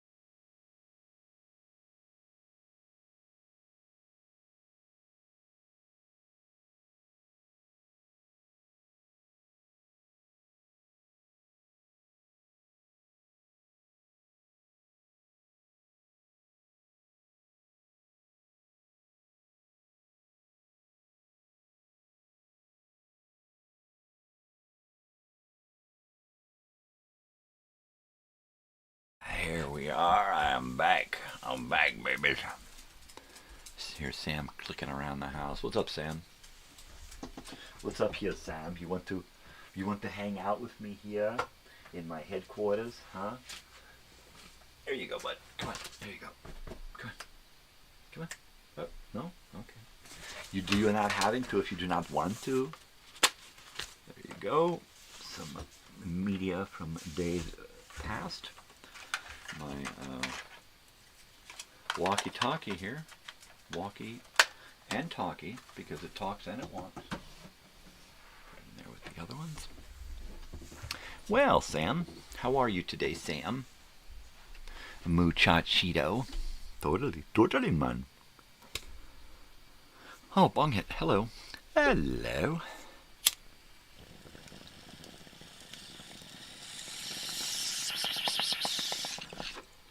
I honestly can't believe it's Friday.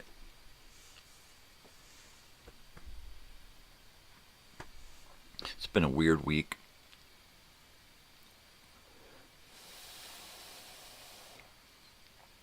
And we dropped the car off at the shop.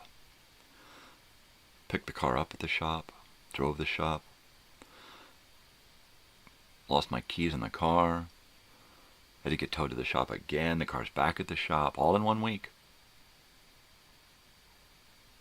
And I was out too much. Especially yesterday. I was out way too much.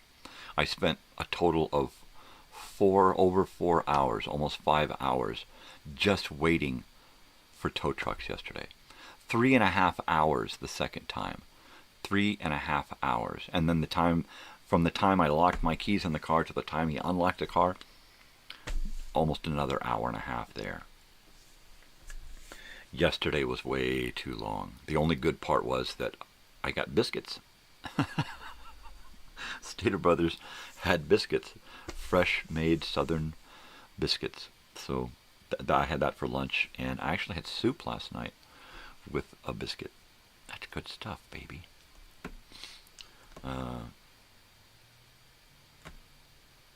So what am I going to do today? I'm going to be driver again. I want to drive my wife around so she can help some friends. And I'm just going to be the driver guy. I'm going to be the family Uber. You can call me the family Goober. Hey, Gooba, drive me somewhere. Yeah, I'm coming. So, I am the Gooba. I'm going to put that on I'm going to put a little Uber thing there with a G in front of it. It's going to be, I'm the Goober. The geek driver. Sure, why not? Yeah, it's better, than the alternatives. I would prefer to drive. So Joey, you should go to Wind and Sea Towing in 29 Palms or Temecula, California, because that's where the guy is driving from. But he said they've got a base here in 29 Palms, California. Wind and Sea Towing. And check it out. And see what it feels like, right? And then, you'll have those kind of options thinking about when you decide to move out here. Because anything's possible, right? And what the hell is this? Queen Mary Long Beach. Well, that's a good one there. Anybody ever been to the Queen Mary in Long Beach? I have. When I was a kid, I went on it. I went on the Queen Mary when I was a little bitty kid. But that was back when it was really cheap to get onto the Queen Mary. Now you got to pay like $20 or $30 per person to go on. And that's just for the tour. That's just to walk around. They actually have rooms on the Queen Mary that you can rent still. When I went there, I remember chocolate-covered peanut clusters. I remember that they sold candy somewhere there on the Queen Mary, and I think it was See's Candy. And I just remember eating this big, giant, chocolate-covered peanut cluster. And I remember the long corridors. You remember that episode of the X-Files? The episode of the X-Files where they go on to that lost ghost ship. And they're running down the halls, and stuff. And there's this one shot where the camera sees down 2 hallways, right? And Scully and Mulder are in 2 different worlds, right? They're in 2 different time periods on the same ship. And they pass by each other in this corridor in 2 different worlds, in 2 different times, right? And if you didn't know, all of that episode on the interiors of the ship for that X-File were shot in the Queen Mary.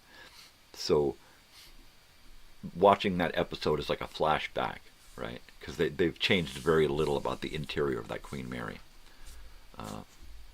And it's just a beautiful, beautiful ship. It's always getting used in Hollywood. It's always getting used in television. Because it's the interior of a ship. You know? And it's hard to find the interior of a ship in a place that you can actually get your film crew in and off every day, you know, and film stuff. Close to Hollywood, even. So there you go. Good old Queen Mary in Long Beach. Now, that's a place I actually like to go. Next to the Queen Mary, there's this giant dome that is it's a convention center. Before it was a convention center, it held the Spruce Goose, right? It held the big, giant wooden airship made by Howard Hughes. And it was only in there for a short period of time until it was purchased by a company in Washington or Oregon or something, and then it was floated up on a barge all the way up the coast to its new home. Maybe in Seattle or something. But that's crazy. And it only flew once, right? I guess they didn't want to fly it up there, right? But it was housed there somewhere for the longest time. And it was literally drug out of mothballs and cleaned up, you know, knocked the termites off of it. And a giant wooden plane. Why was it made of wood? Because it was wartime when he was creating this super fortress, and it was a prototype. And they couldn't afford to use all of that. Got him. They couldn't afford to use all of that material on a prototype. So he designed it and built it out of wood. Spruce. Most of it was spruce, lined on the outside with metal. That's fucking crazy, man. But it was made so that it was designed with 4 engines on each wing, right? And it was designed to take an entire army, right? An entire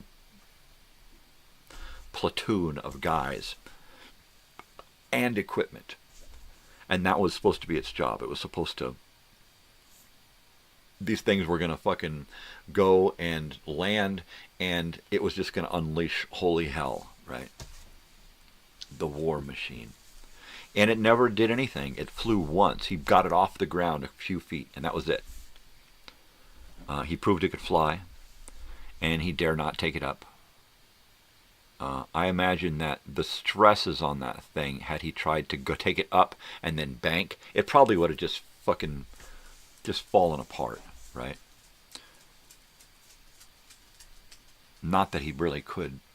Just the weight of it alone was more than those 8 fucking engines could handle, right?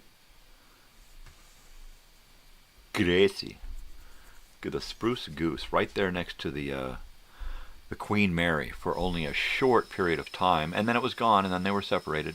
But you can still go to the Queen Mary. You can still get on board. Hey, go to sleep, Joey. Good night, dude. Peace. Have a good day's sleep and a good night at work. See you later, brother. Joey, out.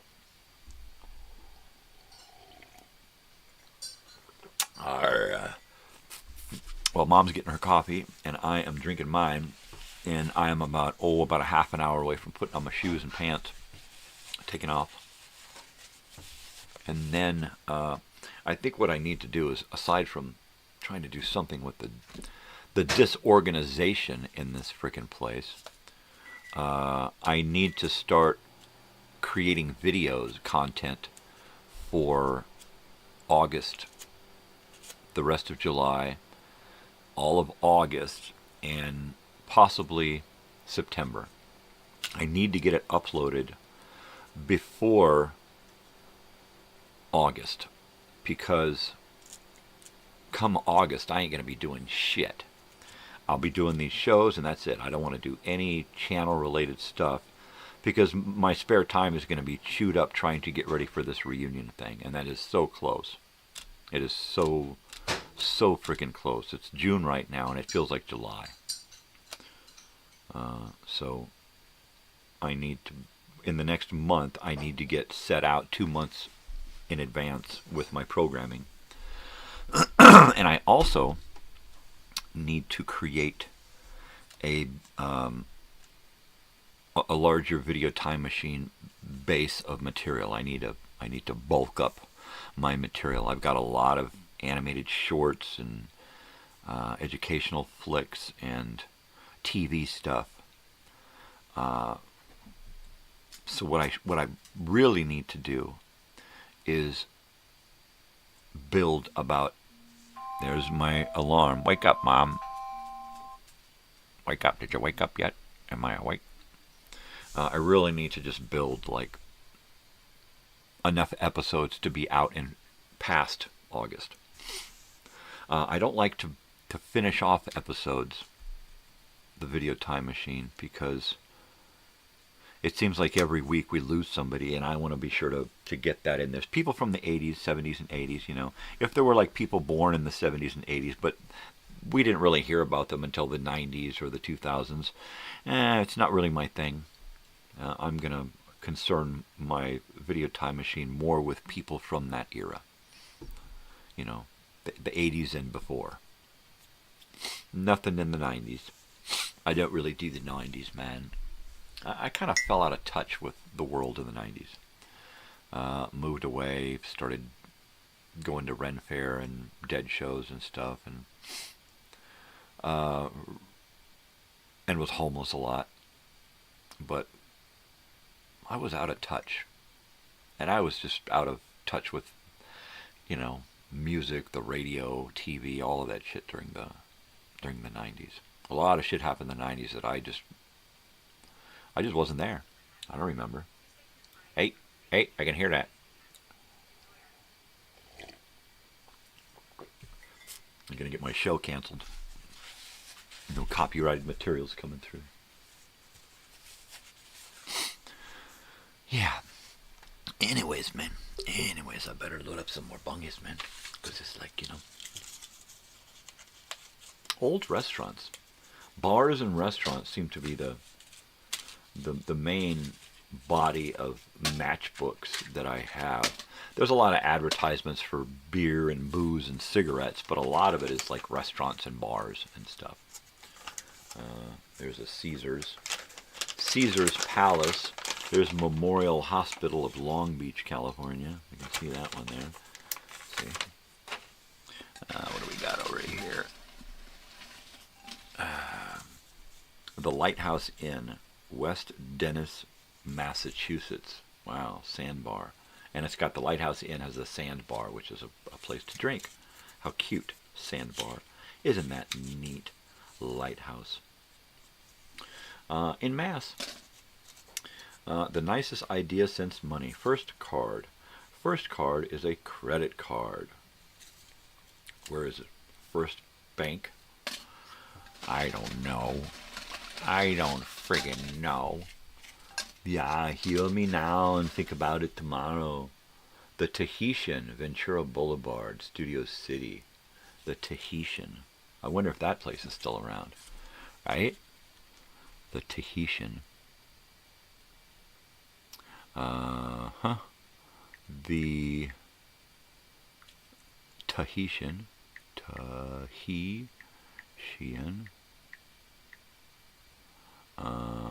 Wow. Where is it? The Tahitian, Studio City. And what is the Tahitian? Is it a restaurant? A bar? Oh, restaurant. Restaurant. Ah. The Tahitian. Nope. Restaurants. Nope. Tahitian Apartments. Lee's Tahitian Resort Lounge. Pasco, Washington. Nope. I dare say that this place is not still around. And let's see, we have an address, so now we're going to do the address. And see if the establishment is still located there, or if it's a parking lot. Uh-huh. Ventura.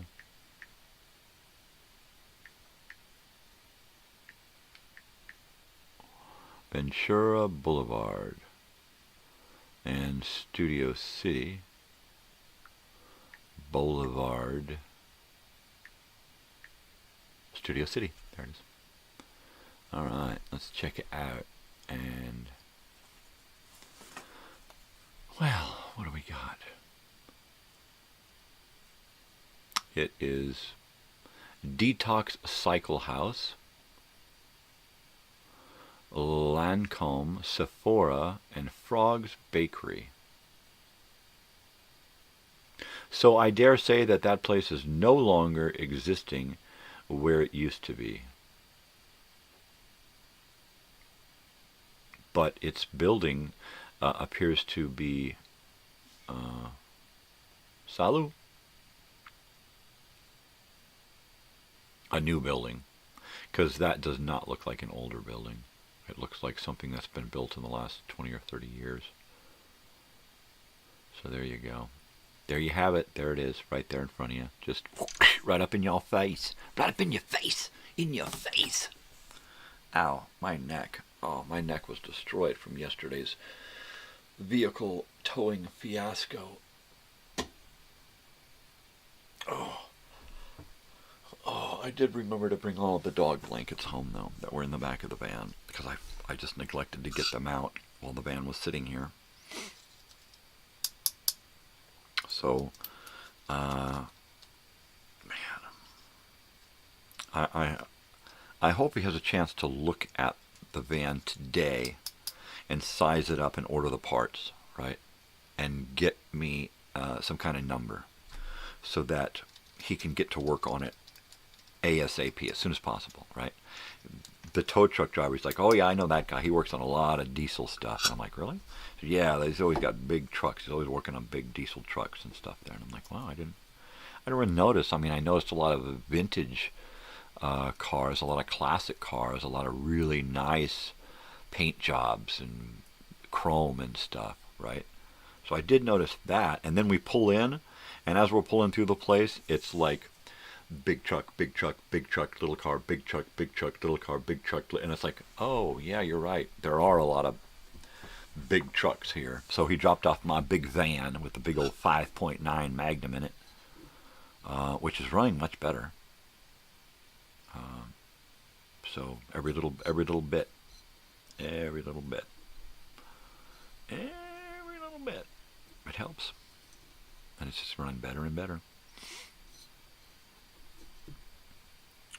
I miss looking out and not seeing my, and not seeing the van. It's supposed to be there, It's supposed to be there. Being knocked down to one vehicle. It's just a good thing my daughter's not in school right now. Summer break.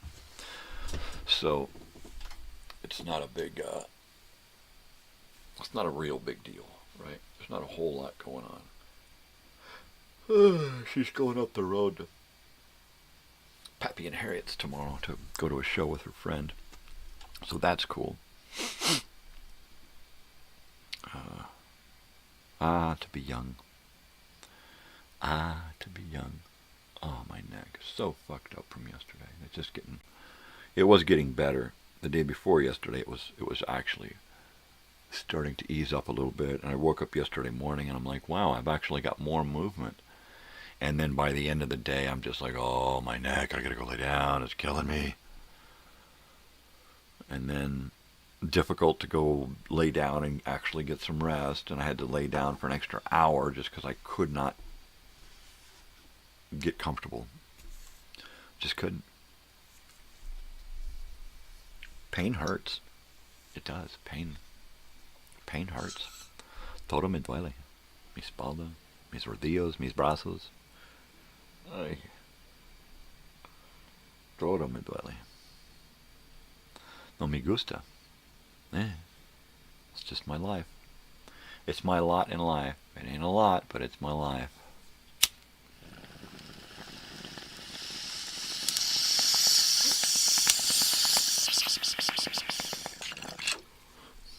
Totally. All right, so what are we doing? today.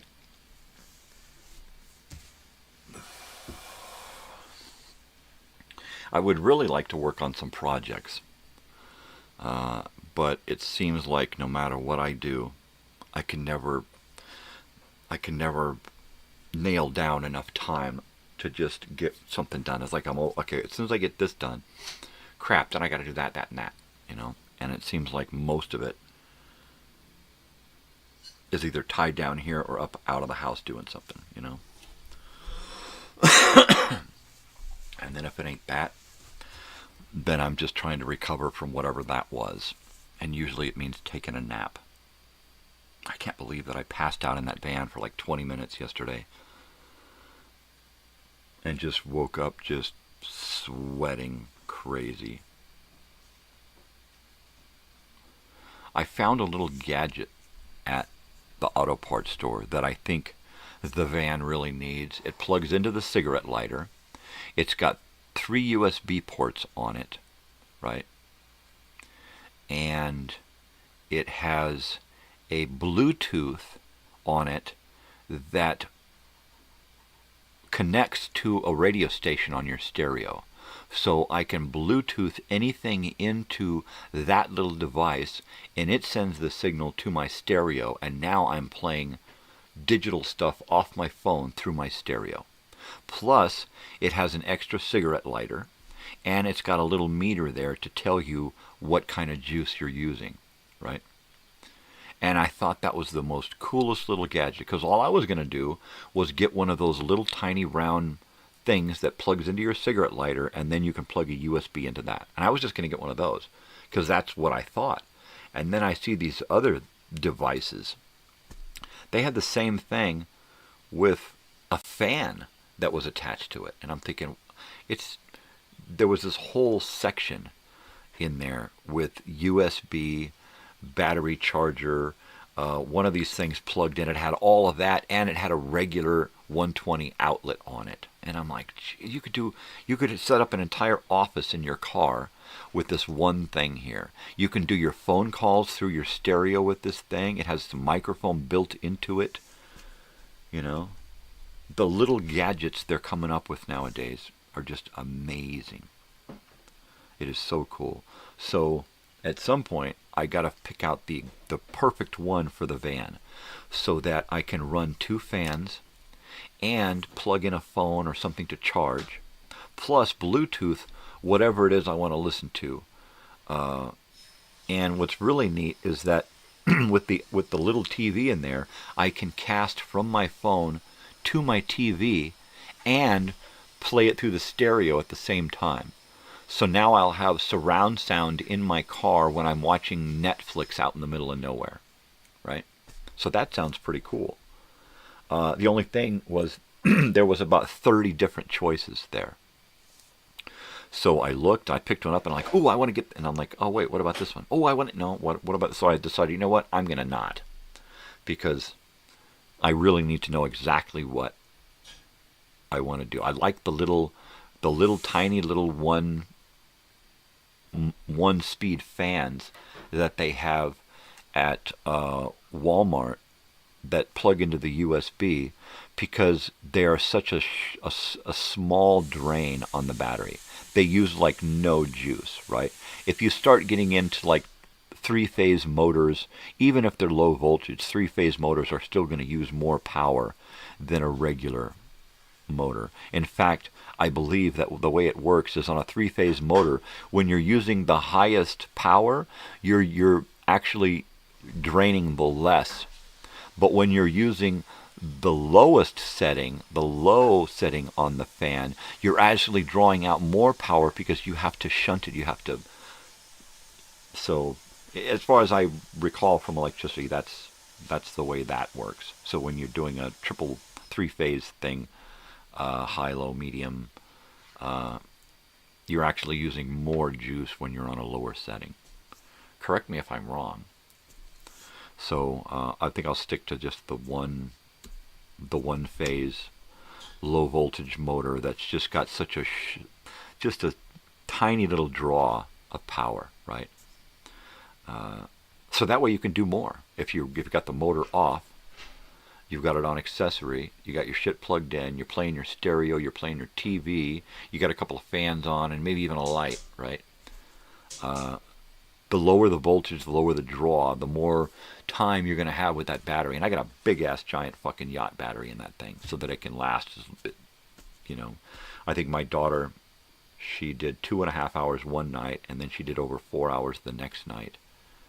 And I got started that thing right up the next day. So I know that if we use the right kind of electricity and just do a small draw on the battery, that thing will last all night long. Run a fan all night long, have a little, some kind of sound or video or something going all night. And you can do that because low voltage televisions, you know, they're energy savers. Everything's made to plug into a USB is really low voltage because it's only a USB. You can't shove 120 through that thing. You'll burn out whatever you'll burn out that cable. So there you go. There's that. The kitchen's open. Ooh. I'm starting to think about cereal. I like my cereal in the mornings. It's surreal. Cereal is surreal. Shut up. But bong hits are better. So I'll do that. I'll do bong hits. Coffee and bong hits. Like I was telling Joey, who's not here anymore, with me it used to be coconut smoke. Coconut smoke. I'd have coconut smoke for breakfast, coconut smoke for lunch, coconut smoke after dinner. It was like a dietary supplement, right? It's like taking vitamins. Totally. So don't tell me, let me guess what you guys are doing out there. You're driving to work, you're at work, you're eating breakfast, you're scratching your ass. Tell me if I'm wrong, but I believe I'm right. Most of you are just kind of going about your world the way you're supposed to, right? The way the world wants you to. I.e. society, i.e. the powers that be, those in charge, the man, right? Keep your head down. Keep working.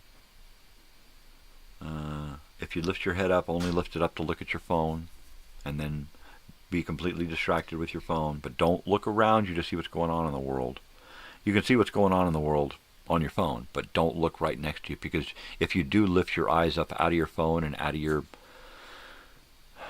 I dare say, pathetic little lives, you'll notice that other people are around you and other people might need your help, right? Yeah, I didn't need help yesterday because I took care of it myself. If I needed help, I asked for it, you know. I explained to my daughter that I didn't have my keys, I didn't have my phone. She was like, well, what did you do? And I said, I had to use my head. And I explained to her how I, you know, had to think through what I was going to do, you know. And it would have been real easy if I could have just found Pam and said, hey, call my wife. And that would have been easy. But, you know, I never get the easy. And then to have it happen twice, and then have it so discombobulated, you know, that they got their heads up somebody else's ass. The fact that 2 hours went by before they even knew that I needed a tow, and then they still got the wrong information, and we're still going to the wrong place. That was ridiculous, you know. If not for the quick thinking and out of the box thinking of the tow truck driver, I'd have sat there an extra hour, you know, because they just kept fucking it up. I mean, I literally had to call 4 times just to get shit straightened out. You know, calling AAA once is fine. Called them once, didn't have to talk to anybody after that, didn't have to worry, just sat and waited, and then boom, it was done, right? One call, one visit. I called them again and again and again just to get them to come the next time. Sure, I get it. I had already called that day and everybody was confused. It's not really confusing when I say right to them, hey, this is not that call. This is a new call. And they still couldn't get it. And the fact that he showed up with directions to the first place was just ridiculous, and that he just happened to see me sitting there a block away and thought, well, I should check, right? Man, I lucked out. And I lucked out getting that guy, too. But what a fiasco yesterday was. I was just destroyed when I got home. All I could do was come in and have one of those protein shakes, right?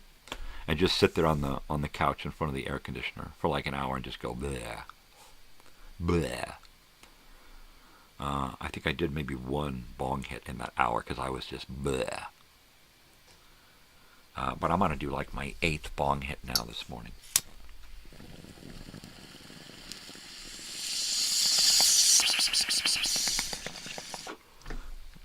Because at some point, my pain and my brain are both going to wake up at the same time, and they're going to start fighting, and I don't want to be there.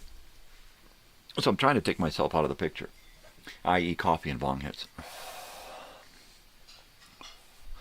Coffee and bong hits. Coffee and bang hits. No, really. And I hate to say hate, but I really hate those weeks when my pain goes above and beyond the call of duty and just takes over my world. And unfortunately, this has been one of those fucking weeks.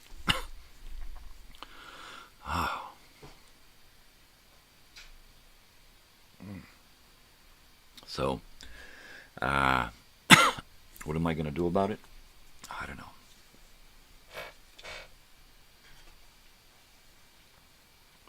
The deal is that I'm going to be in pain for the rest of my life. That's all there is to it. That's what the doctors have said. You're going to have this pain for the rest of your life.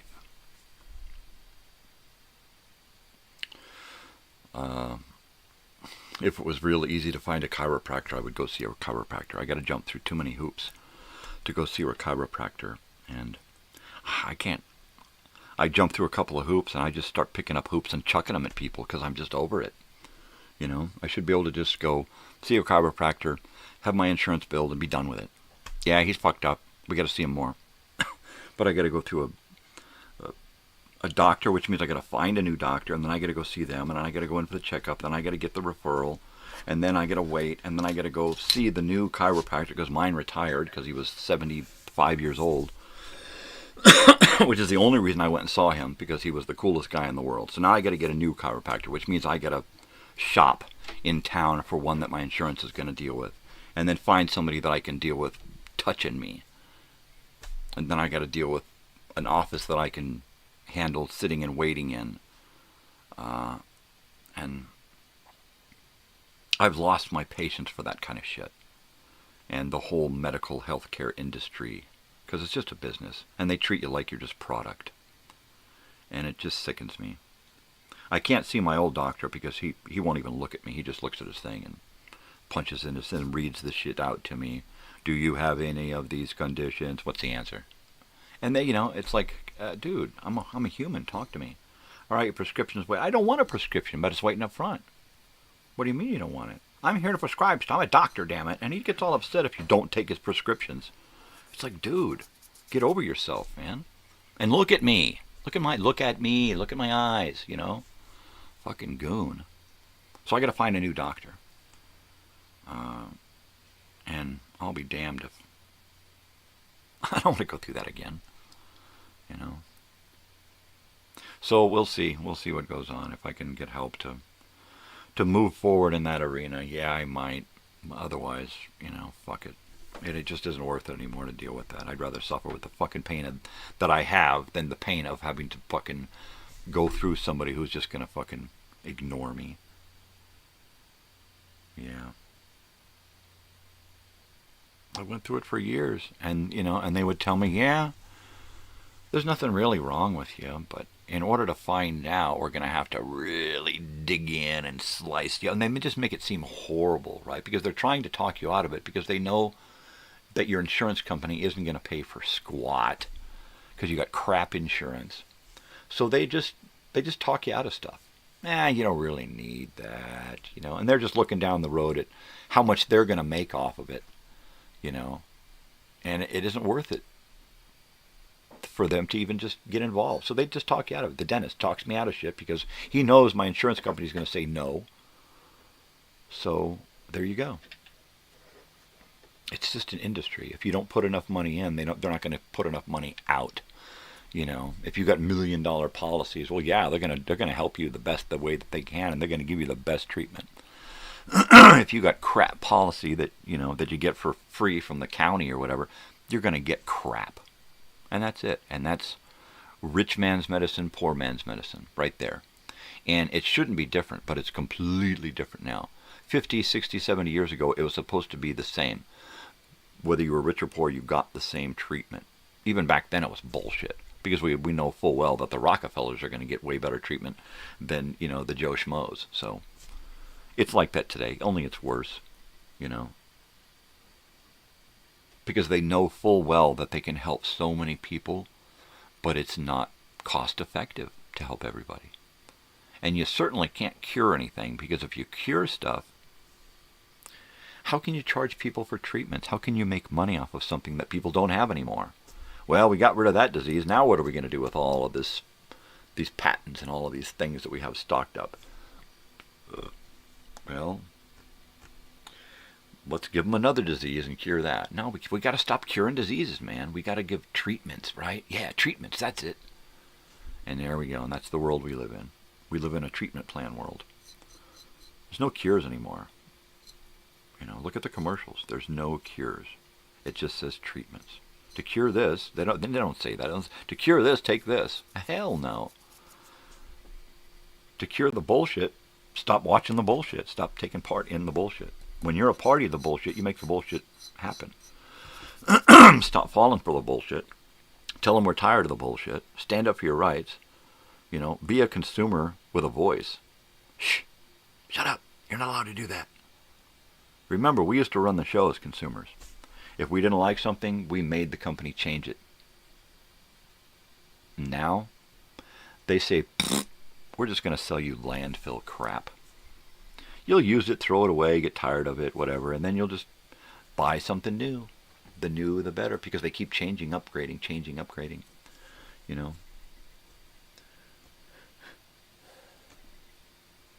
They're going to keep pushing 6G further and further out, because it's never going to happen until all of a sudden it's just like, well, 7G, hey. And then if they roll that out and it works, then it works. But otherwise, I don't think we're ever going to see 6G. At least not again. We saw it enough. For a little while there, they tried to roll it out and fucked us over. And then had to roll out something else. So we'll see.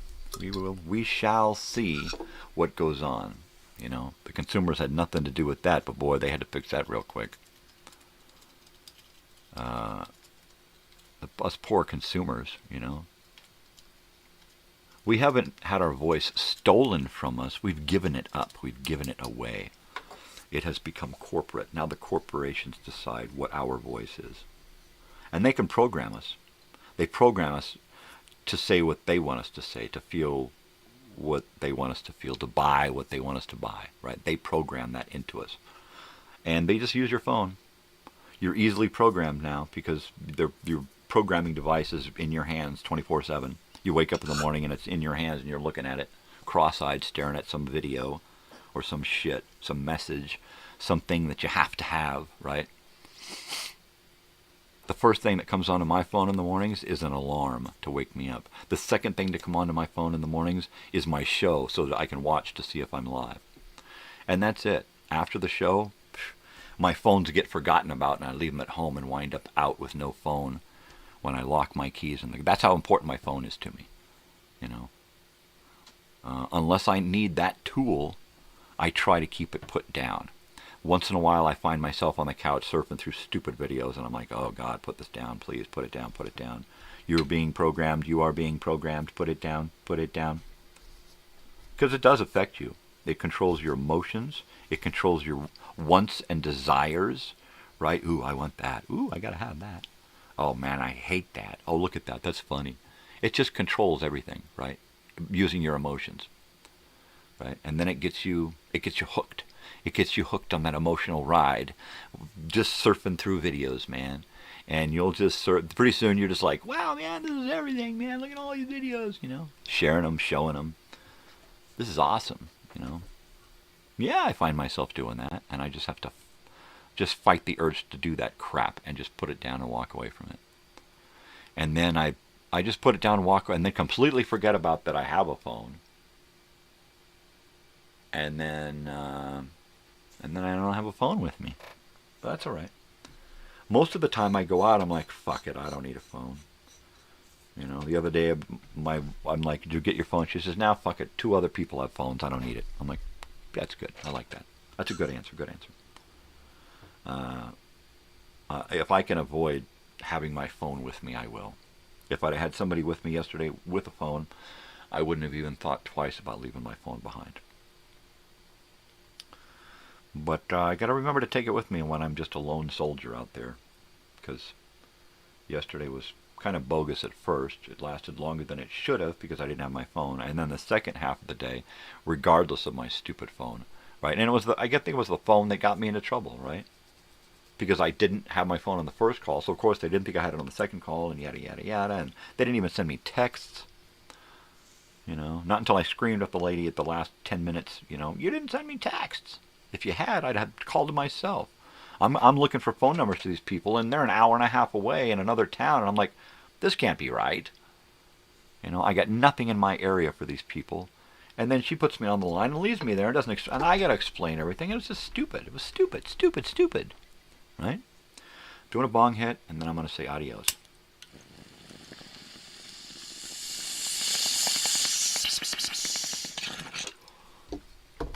Be sure to tune in next week. I don't know what the hell's going on.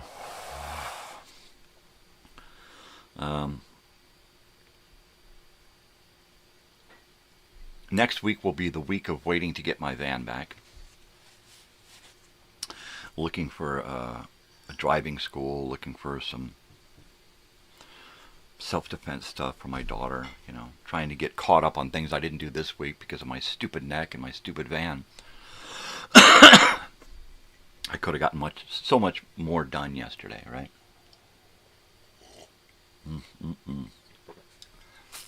But it wasn't all that bad, The van's back in the shop, getting shit done, so that's good. All right, I am going to get the heck out of here because I'm whooped.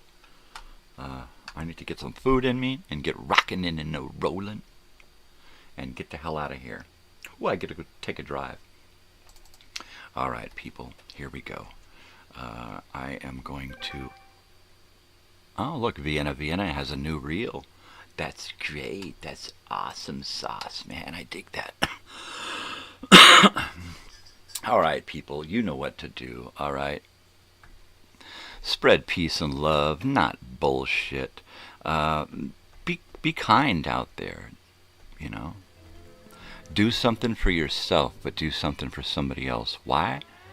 Because you can. It makes you feel good, makes somebody else feel good, makes the world a better place. Somebody did something nice for me yesterday, a couple of times, right? It was awesome. So I hope to pay it forward and do something nice for somebody else, right? There you go. All right, most especially out there, stay weird, because if you ain't weird, ain't nobody going to be weird for you, right? You got to take the bull by the horns and say, come on, bull, let's be weird. Yeah, baby. All right, kitchen's open. I'm going to put my pants and my shoes on and hit the road, babies. I will see you Monday morning, bright and early, and look for a new schedule coming out this weekend. We'll see what's happening. Love ya. Adios.